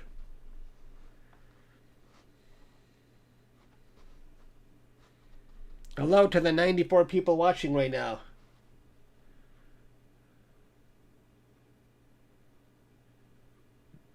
Have I thought about a dome? I saw Trevor's and it looks freaking awesome, but my backyard just isn't big enough for that. It would take up too much space, and mowing the grass around the dome, and my light pollution is really bad here. I don't want to bother with the dome. Trevor, I think he's got a much, much bigger backyard than I do.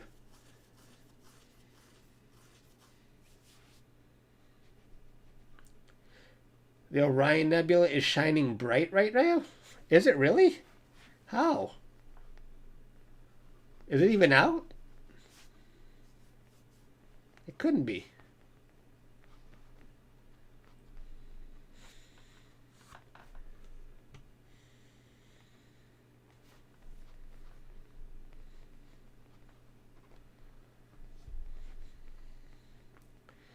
I have done mosaics, but I'm not fond of them because it takes a lot.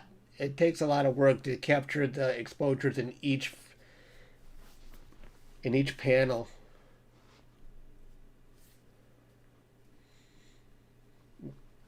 Right, Orion is a winter target.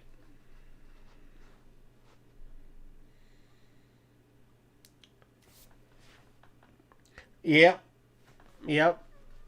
And then I saw Galactic Hunter, his wife is doing astrophotography.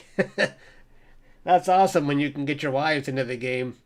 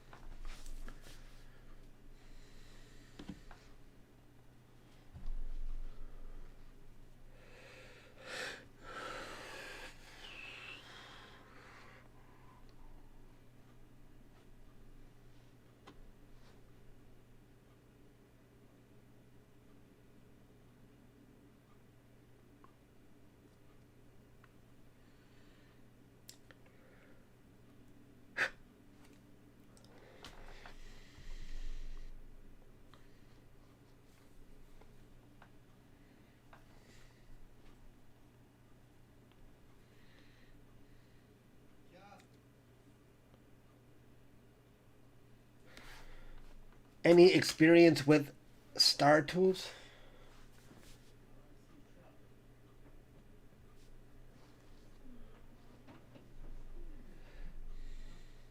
PixInsight is not hard at all. If you would, there's so many good tutorials on PixInsight now. I got to go check on some people right now. I will be right back, everybody. Give me 1 second here. I want to make sure everyone's all right.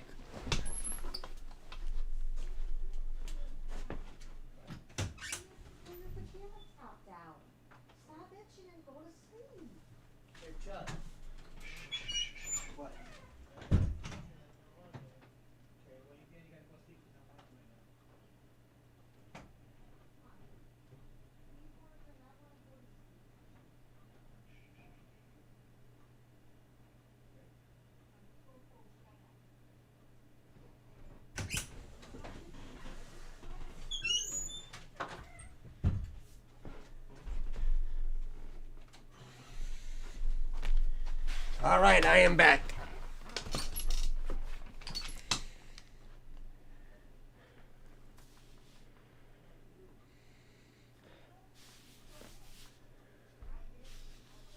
I never traveled to a dark site.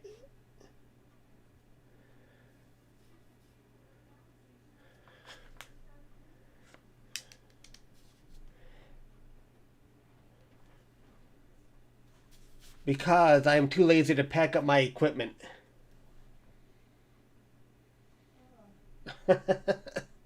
I need a travel set.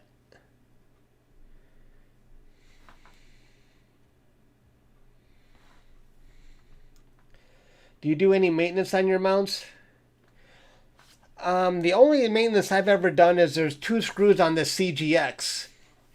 And the limit adjustment screw and the... there's a limit screw and I'm not sure what the other one. There's 2 screws that once in a while need some adjustments on the deck and the RA. But it's been a long time since I've had to do that. And I've never once fine-tuned my EQ6R Pro mount.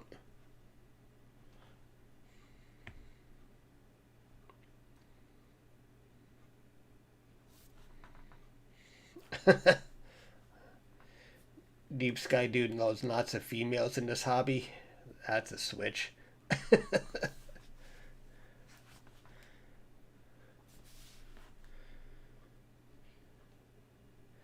You shot the rosette from the Grand Canyon? Wow, now that's cool. Thank you. I appreciate that, JS.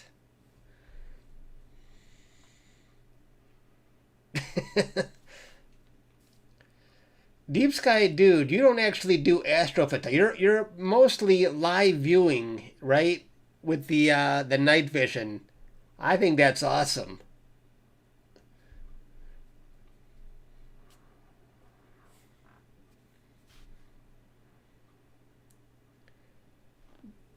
Especially if you're pointing at comments. Now that is really cool.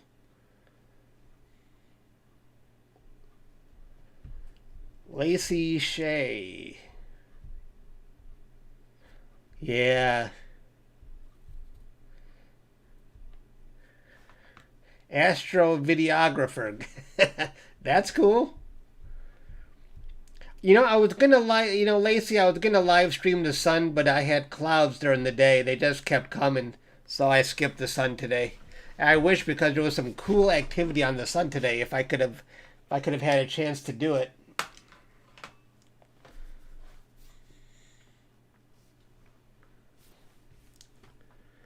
My mean readout is down to 2700. I'd like it to be in the 1500 range, but hopefully it'll get down there soon. Well, I don't know about soon, but... And I'd like this mean readout to be about 800. But I got 4 hours of imaging to go. I'm not going to be around for 4 hours. I don't know how long I'll be around for, but...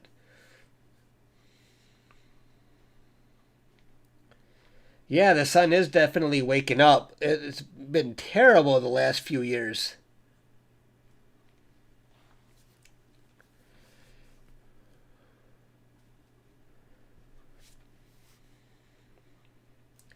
Almost clear to the west. Okay.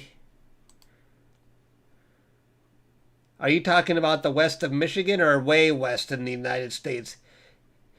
Right, I'm right here on the map, right near Detroit, and you can see it looks pretty good.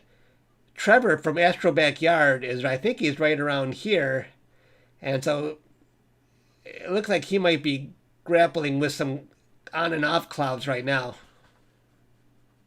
But he should be clear pretty soon if he wasn't already.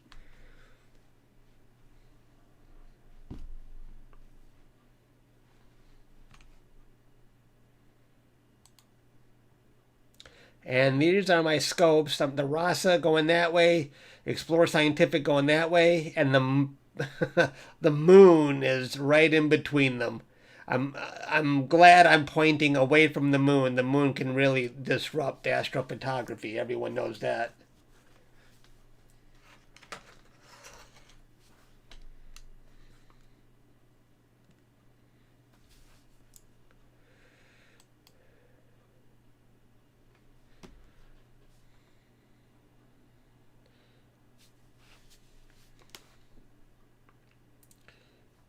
Yeah, everybody keeps asking me about Daystar versus the I don't know if it's called the Lunt or the Lunt. I'm not sure, but I can never comment because I've never tried the Lunt.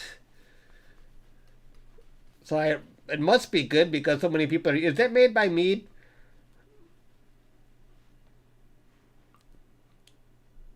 Your club owns. Oh, okay. Excuse me. Whew.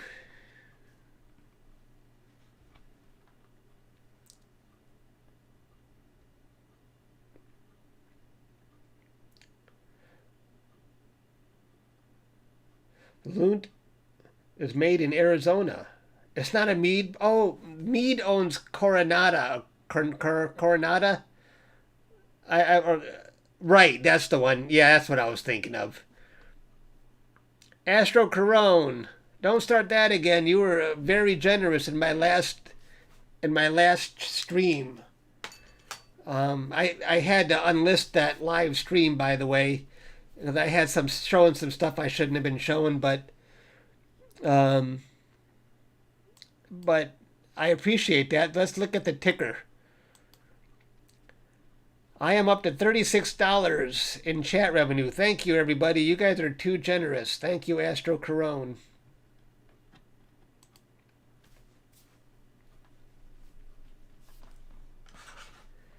Astro Corone, I think he's a millionaire because he's so generous.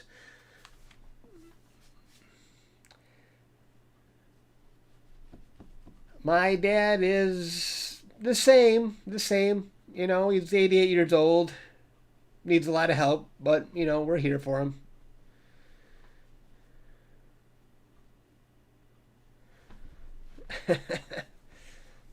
Thanks for asking. Hello, Shant.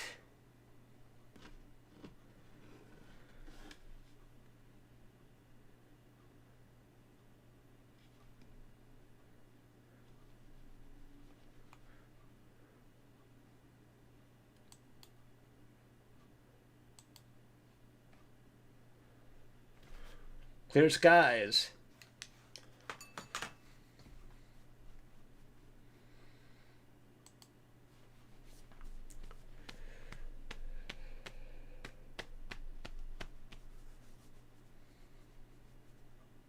And if you're just joining us, this is the Bat Nebula and the HA filter, and it's a 3-minute exposure. And let me show you what the Bat looks like. And with this is I've stacked and processed a little bit 7 hours of data on the Bat Nebula. But I'm just gonna capture it one more night, and then I'll put all the data together, and hopefully might be a little stronger. Well, you can see what I was talking about in my last video, how I want wide field. Look at how the bat is cut off. It really should connect. Let me show you what the bat looks like. Here's my friend Doug's image of the bat and squid, and you can see how the bat goes all the way around. He had a nice wide field of view, but you can see my field of view is just not big enough. So that's why I keep thinking about wider field now.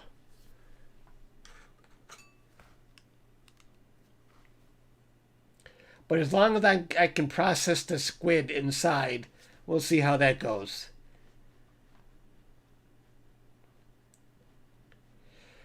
Oh, for distant galaxies. I see people doing great stuff with 8-inch scopes, like the 8-inch Edge, but you can always go to an 11-inch. I don't know, maybe beyond 11 inches, and then it might be hard to manage. An 11-inch SET, you think?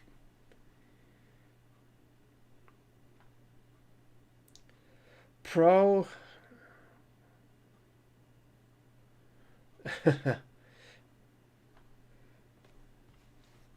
You're considering a Daystar Quark.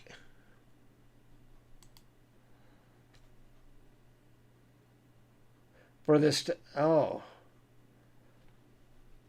No, that sounds good.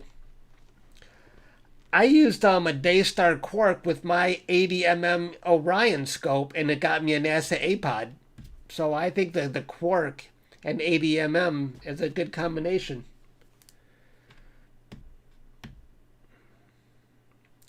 Yeah.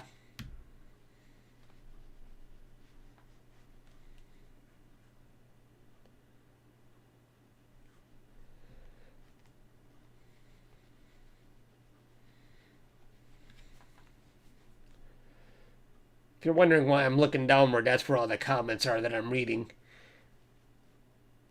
Images in Stellarium? No.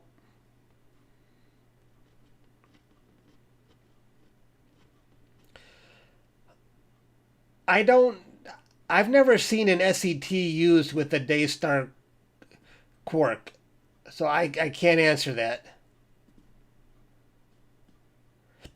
I don't see why not, but you definitely need some kind of protection over the front of the scope, an energy rejection filter, but that's probably a good question for Daystar.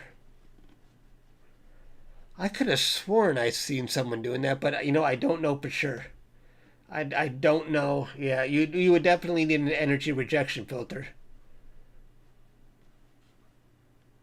Yeah.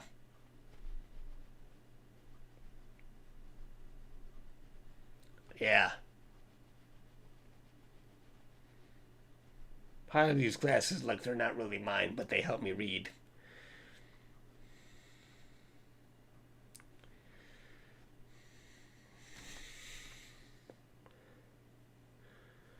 You see, here's a problem. I could have sworn my mean readout was in the 1200 range. So now all of a sudden it's in the 1300 range. That means there's haze out there. It should be going down, not up. So there's definitely some haze out there. So is this data going to be good enough to keep? I don't know. That's a bummer.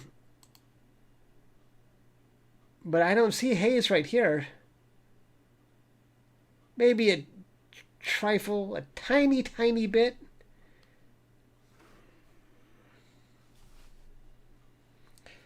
Are you going to crash, Ray? Thanks for hanging out, Ray. Appreciate it. I'm surprised I'm still here. What time is it? 12:33?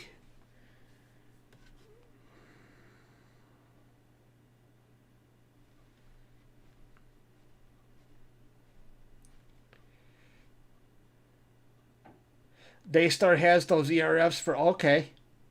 That's good to know.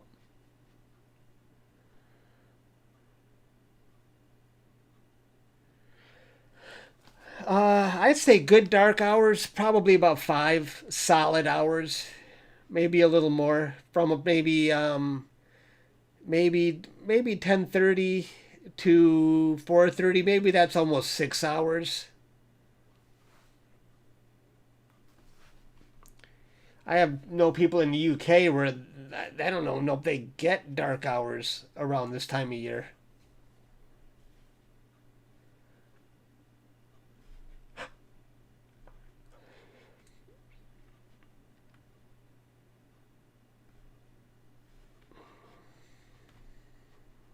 Sorry, I'm yawning.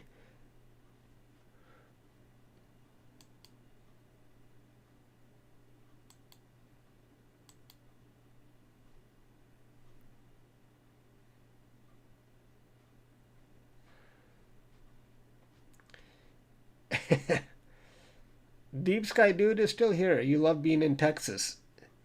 You must get really clear skies in Texas.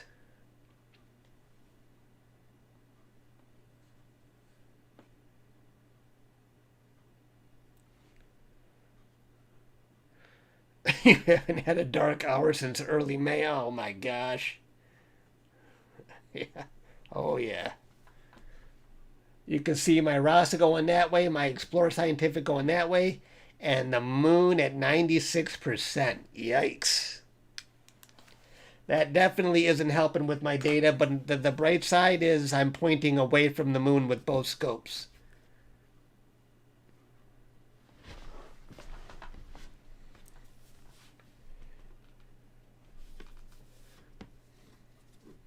Hello to the 96 people still hanging out with me.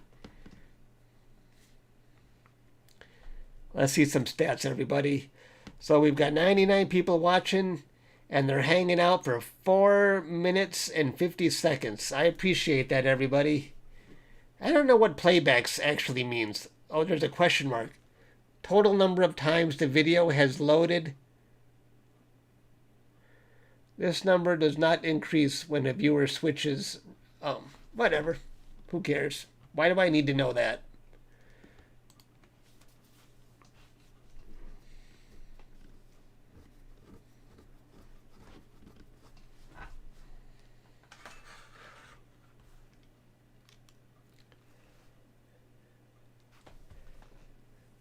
What am I taking? I mean, what am I capturing? Well, I'm capturing, on my Explorer Scientific, I'm capturing NGC 7822, and this is if you're just joining us, this is a 4-minute exposure on that nebula.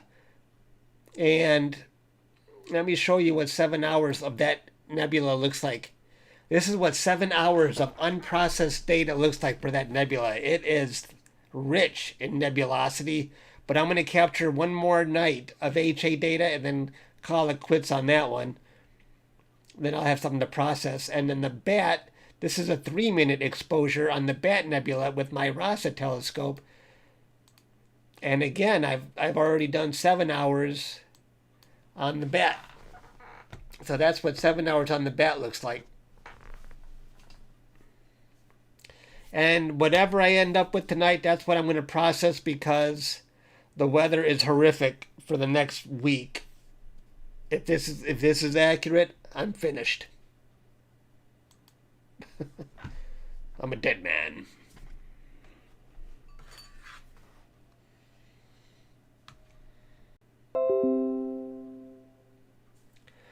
Looks like I lost my streaming for a second, but I'm back again.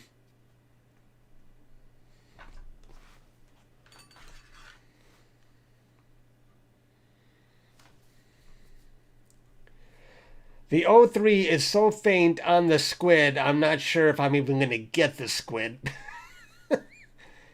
If you guys don't see me post the bat and squid, you know it's a failure. I'll just move on to something else. And it won't be the first time I've abandoned a project.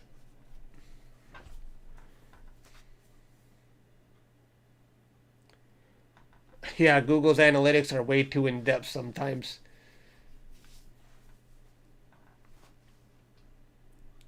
Yeah, I lost the stream, but I'm good now. Okay. I'm watching myself on the stream on my iPad, so now I can see what you guys see. Yeah. What's the faintest object? There was just one nebula.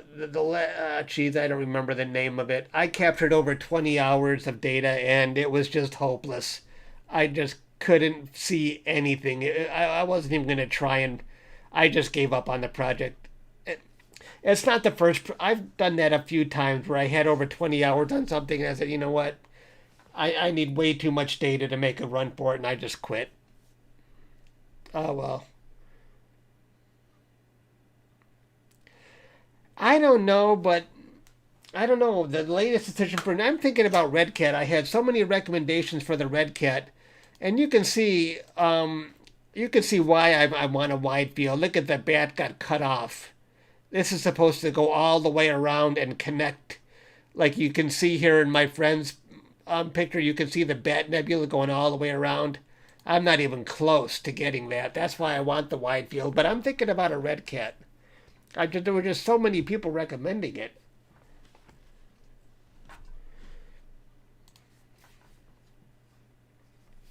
Everybody says good things about it.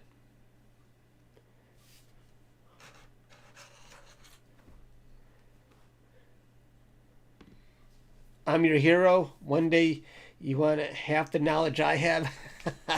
That won't take long. That won't take you long at all. I'm embarrassed at how little I know compared to so many other people.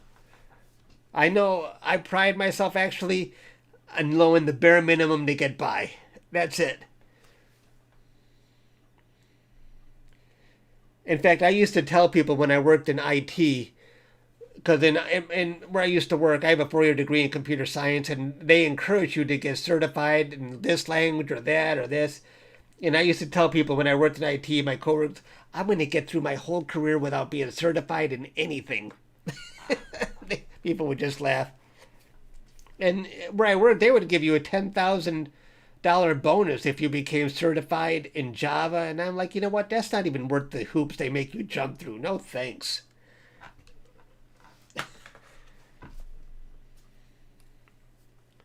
So I like to keep things as simple as possible, but then it embarrasses me because I don't know as much as other people.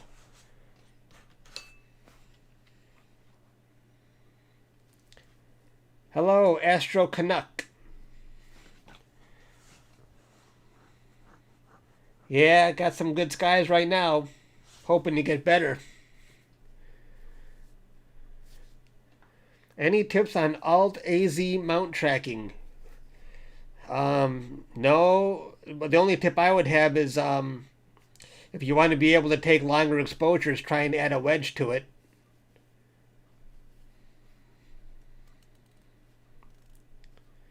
Yeah, getting certified is a big deal, but not such an easy task.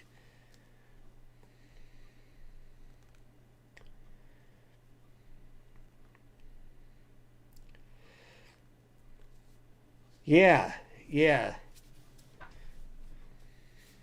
Jack of all trades, master of none. And oh, look at this. I just got hit with a dang, that's a bright one. I don't know what the heck that is. If it was a plane, I would usually see more than one line. What the heck is that? I don't know what that is. Maybe it was I think it could have been a meteor going across. I don't know. That's a very unusual. I never seen just one line, a very thick one line by itself. Very odd.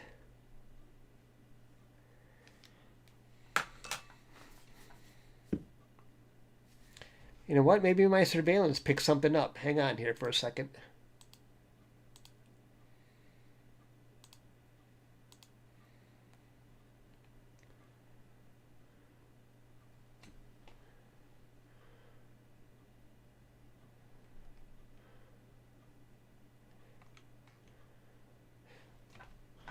Let's see. Oh, look at that. That must be what it was. A plane. I bet that was it. An awful bright plane. Maybe, but that was 7 minutes ago. I don't know.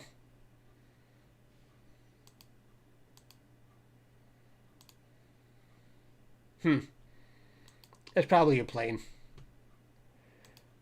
Oh no, that could be right. That could be right. I bet that was it. A UFO. I think that's it. What surveillance showed us. I bet that was it.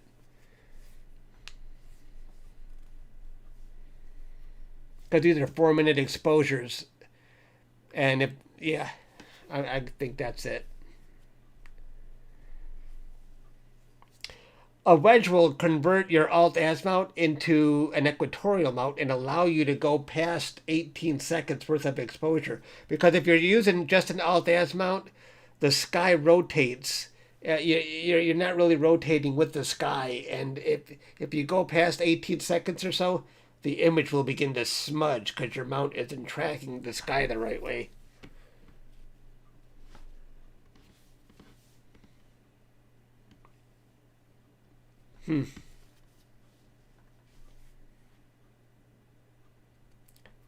Yeah, yeah. Were you guys able to see what I just saw in surveillance? That thing, that was definitely the plane going by.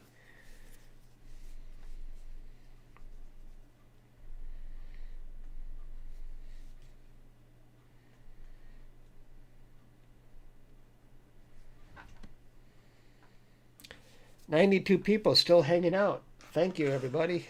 It's nice to have a crowd while I'm imaging.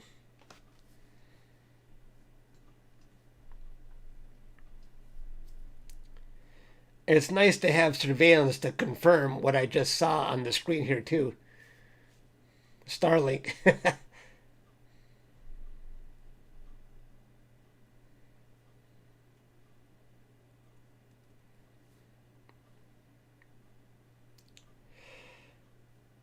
The legs don't really matter, but your RA and the RA and the deck matter.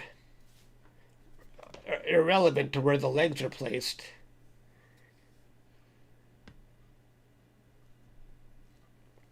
I only use a wedge with my alt-az mount when I want to, if I'm trying to capture, like, for example, Jupiter, the rotation of a planet. That's how you don't get that field rotation.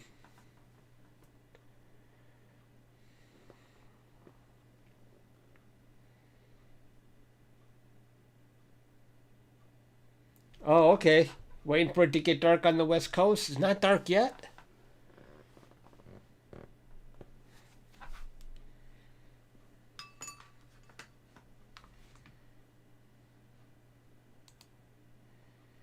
You can see the moon going this direction.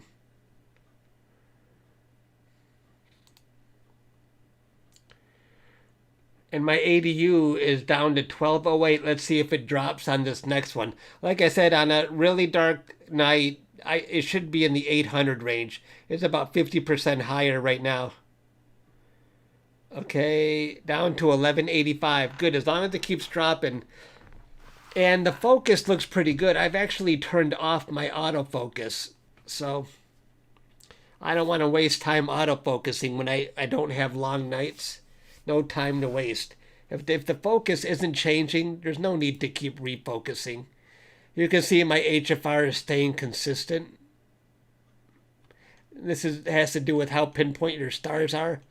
So I'm leaving the autofocus turned off the rest of the night.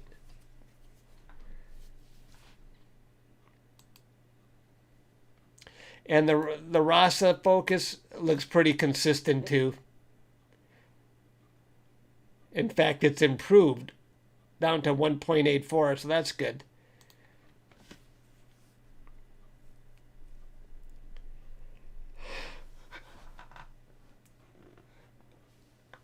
Yeah, I don't know. On a wedge, usually for Celestron, I don't even know if anyone, I don't know what kind of alt-az mount you have, but I don't think anyone offers a wedge for Celestron except Celestron itself. I've never seen alternatives.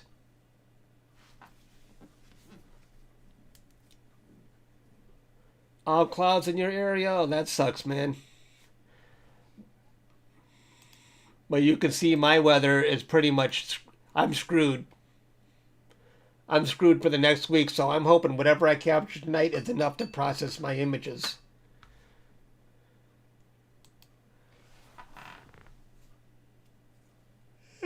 Excuse me.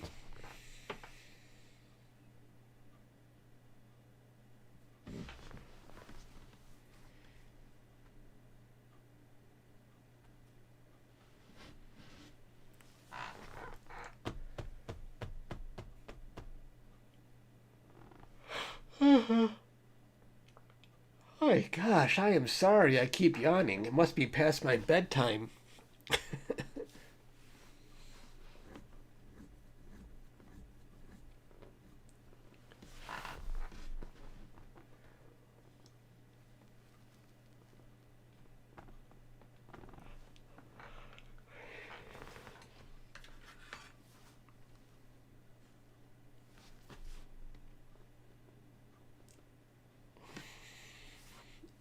coffee.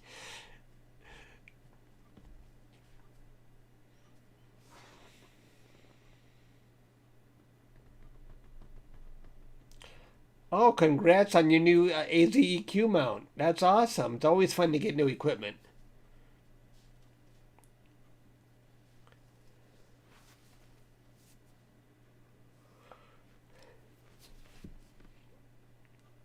Oh, yeah, I don't know. I don't have any Orion mounts, so I don't. Anybody else have a recommendation for a wedge?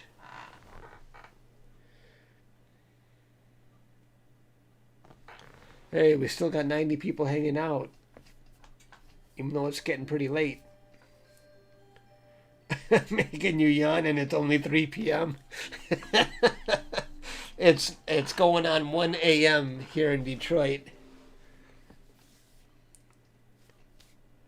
Yeah, autofocusers are a must for me. Even though I have mine turned off right now, I don't want to waste any time refocusing when the focus looks pretty good already. Even when I go to sleep, I'm going to risk it and leave. Yeah, and leave the focus turned off. Okay, I'll see you, Keith.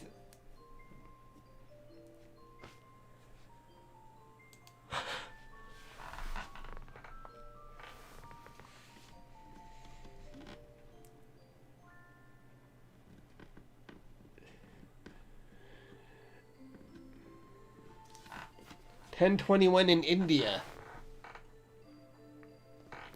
Is that in the morning? Must be. You got nothing better to do.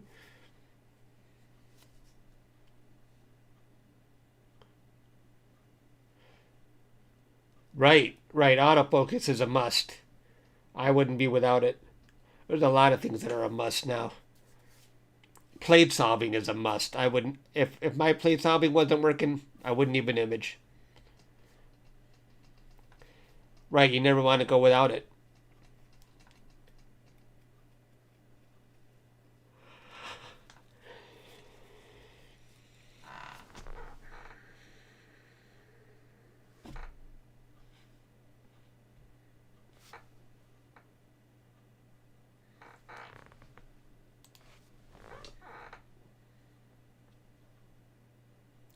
You can see my mean readout is now 1171. It keeps going lower, which is what I like to see. Last night I was down in the 800 range, which was great. But with the moon getting even brighter now, it's probably not going to be possible.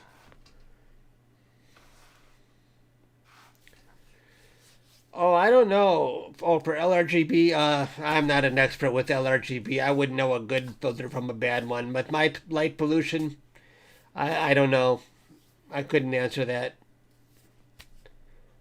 Astronomic, because people love Astronomic, people love Astrodon, people like the chrome filters, so or Optolong. I'm not even sure.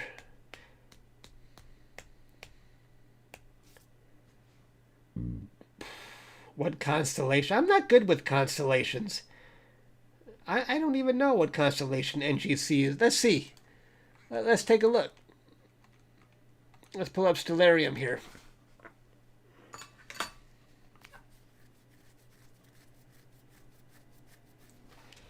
NGC 7822. Let's turn that. Let's turn on some features here. All right. So right now it is 35 degrees high in the north. Now where's my constellation guy? Is this the constellation? All right. So who's this guy? Who is this old guy? Does anybody know who that is? Cassiopeia? Is that the constellation Cassiopeia? I think so. Cephas? Is that how you say that? I don't know. Okay.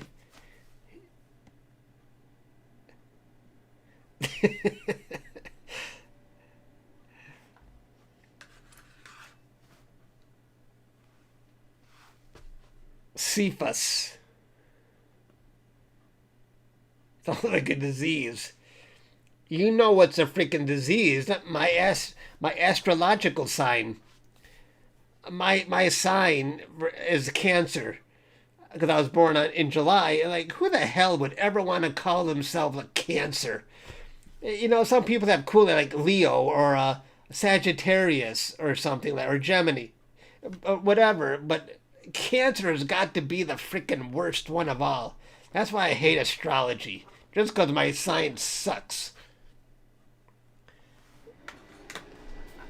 I demand a new name.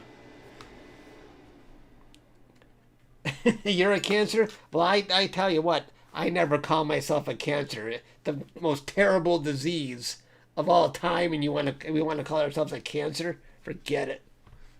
Don't get me started. I'm getting riled up now. Aquarius, now that's cool. Chuck, don't worry, you're loved. Yeah. The Tigers stink because they had a fire sale and got rid of all their talent. That's why. They got rid of Verlander, Max Scherzer, J.D. Martinez, and they're all gone. You're a Leo? Okay. Cancer is Latin for crab. But in English, it's freaking a deadly disease.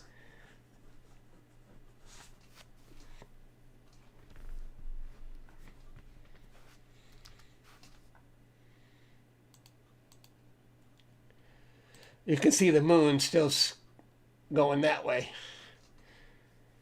Taurus.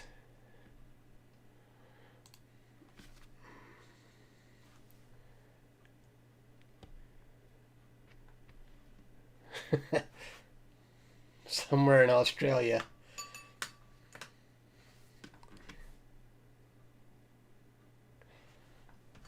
When I hear Cancer, I think of a deadly disease, not a crab. I'm just saying I don't want to call myself a Cancer. I really don't want to call myself a crab either. Time for work. Okay, Jeff. Get to work, Jeff. Thanks for joining. Yeah, astrology is total bunk. I feel bad because sometimes people ask me, do you see a relationship between astronomy and astrology? And I tell them, well, no. One is science and the other isn't. I don't want to be mean about it, but let's be real.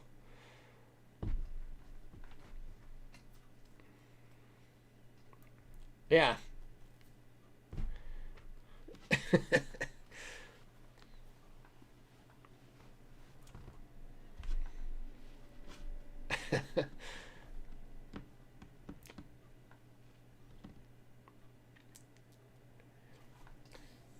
You know, I used to work with this person who was into astrology.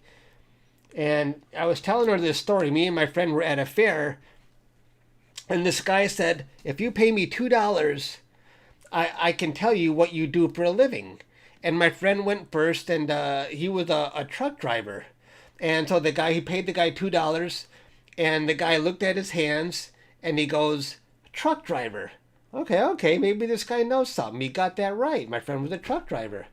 And so it was my turn, and I paid this guy $2, and I'm thinking, okay, I work for Unisys, and if he can guess, which is a computer company, if he can guess anything related to computers of what I do for a living, I'll be impressed. So he looks at my hands, and he says, dishwasher. Like, oh my gosh, you know, I paid this guy $2 to call me a dishwasher. And I was telling my coworker the story, and she just laughed and laughed. I was trying to make a point, but I just got laughed at. But you know what? You live and learn. For $2, I got a funny story out of it, so I guess it was worth it.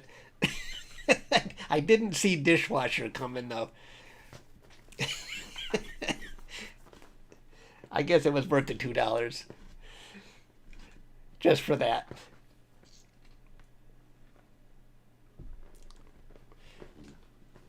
What? Yeah, I got $2 for a story. I would never have remembered that night, but when the guy called me a dishwasher, okay. What's the name of your RDP? I don't know. What's RDP?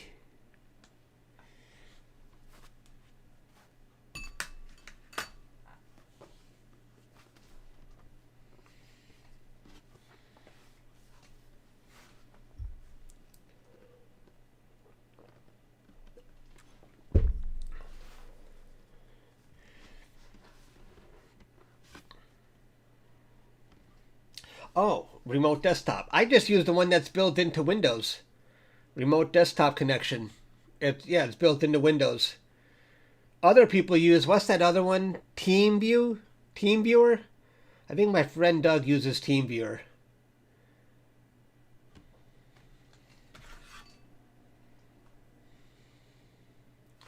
Chuck, does mono really cut down on imaging time? No, I don't think so.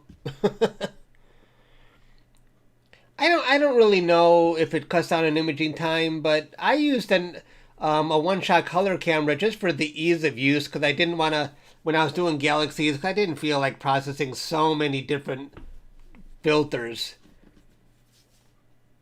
You know, when you do mono with on galaxies, you got to do red, green, blue, luminance, and or you can also add in HA and 5 filters. Forget it. Don't start that again, Astro Corone. But I appreciate it. You know, when someone makes a donation, I got to go look at it's ticker time. I like to look at the. I am up to $40. Thank you, Astro Corone. You are a great guy. You're a saint. And you have money. I appreciate it.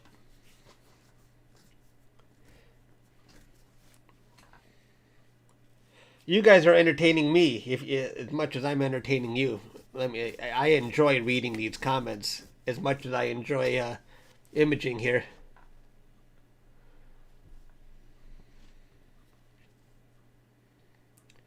Exposures are exposures videos or just photos? Yeah. These exposures are actually just photos.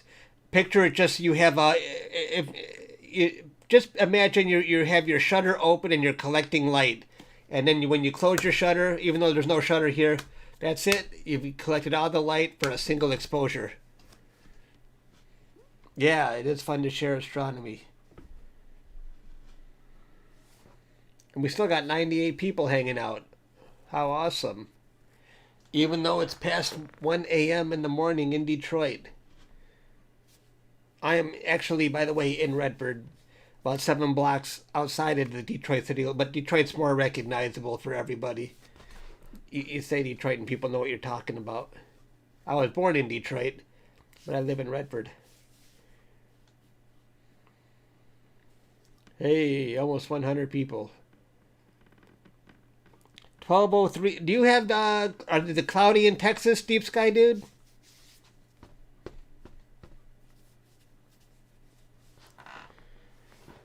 Almost 100 people. Yeah, 97 watching.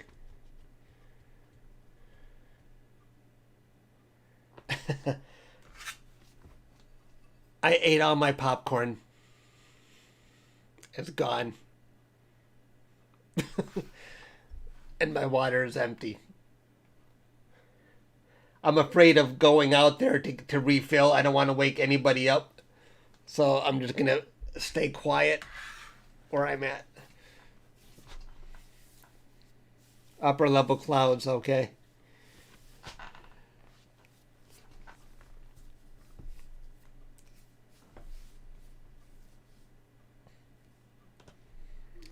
Oh, still bright in the West Coast.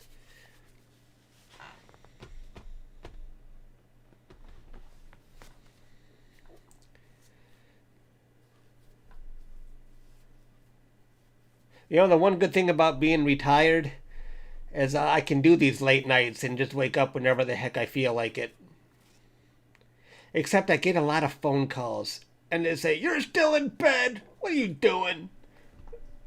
My brother loves to torment me, even though I consider him kind of retired. He's got his own business, but he tries to convince me that he works hard, but I don't think he does.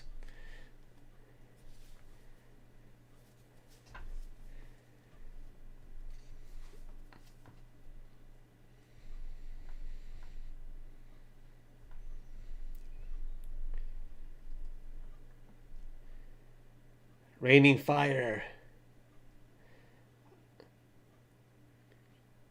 The TPO Ultra Wide.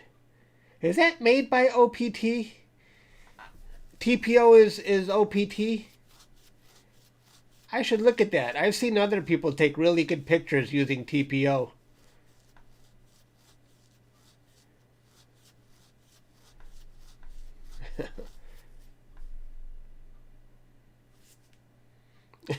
My brother. Not even my brother-in-law. He's my brother.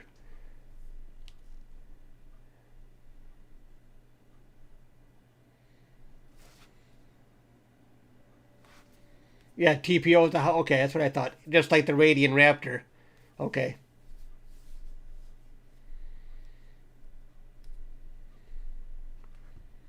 But yeah, I've seen people doing good things with TPO. Let's see. 2424. That's not that bad. I'm looking at the ADU here. Let's see what it is now for the... And 1147. I don't think I'm going to make it down to 800 like last night. I think the moon is probably just too bright. So, but that's okay. One night of HA on a full... I'm just glad not all of my HA data was done with the full moon. But I can do one night. I can live with that.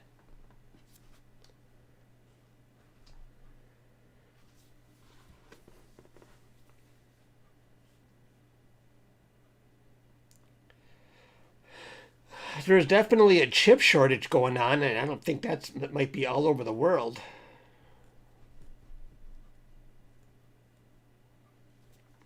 What ISO do you recommend as a general setting for LG? That's a DSLR setting, and I remember a long time ago when I used to do DSLR stuff, I was either shooting in ISO 800 or ISO 1600, but I'm not an expert in that area.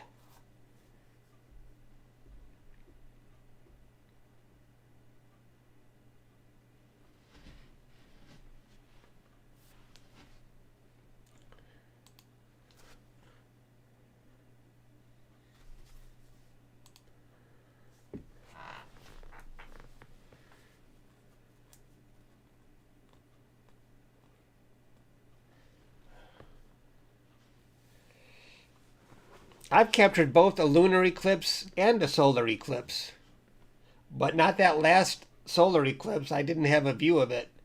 I wait for events to come to my backyard. I could have traveled to Upper Michigan, but I didn't.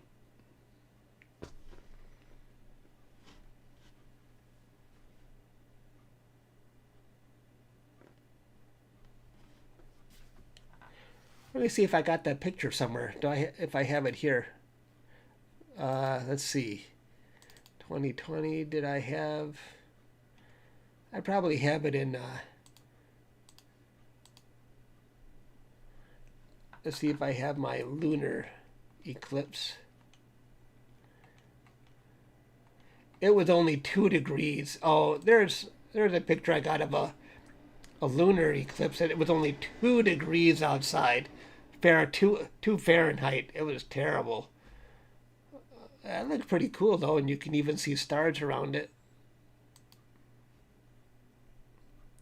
And then I did capture a solar eclipse. Let me see. I don't know if I put it in Astrobin.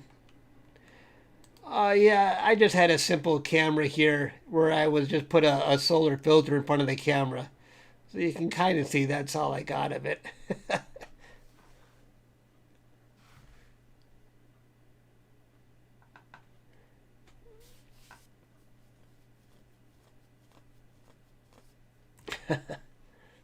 Publish a book. Thanks.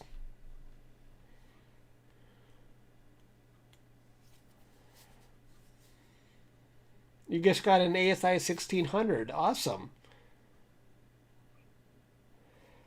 Oh, let me see if I got that chart somewhere. Daco. I try to go with unity gain when I'm doing narrowband with see, here's a chart, by the way. I don't know how well you can see this. but it relates gain. So if you're gain to offset.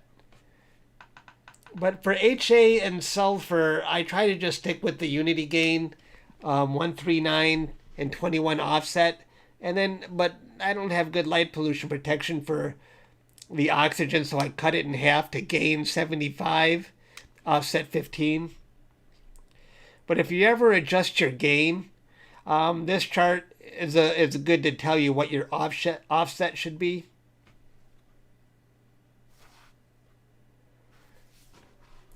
You want to take a snapshot of that? I'll leave it up for a few seconds.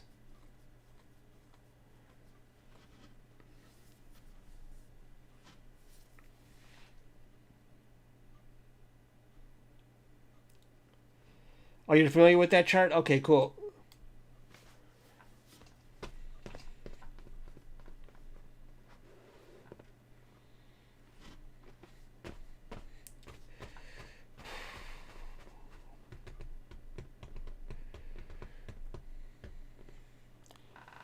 Oh boy, 10 after 1. You know what, guys? I think it's finally time for me to get some sleep when I can see my viewers have dropped down to 88. I think other people are starting to tune out too. They need sleep too.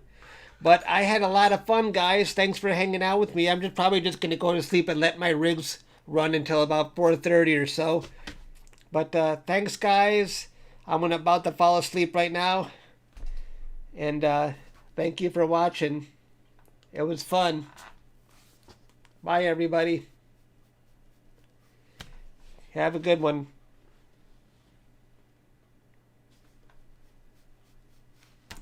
And thank you for the donations.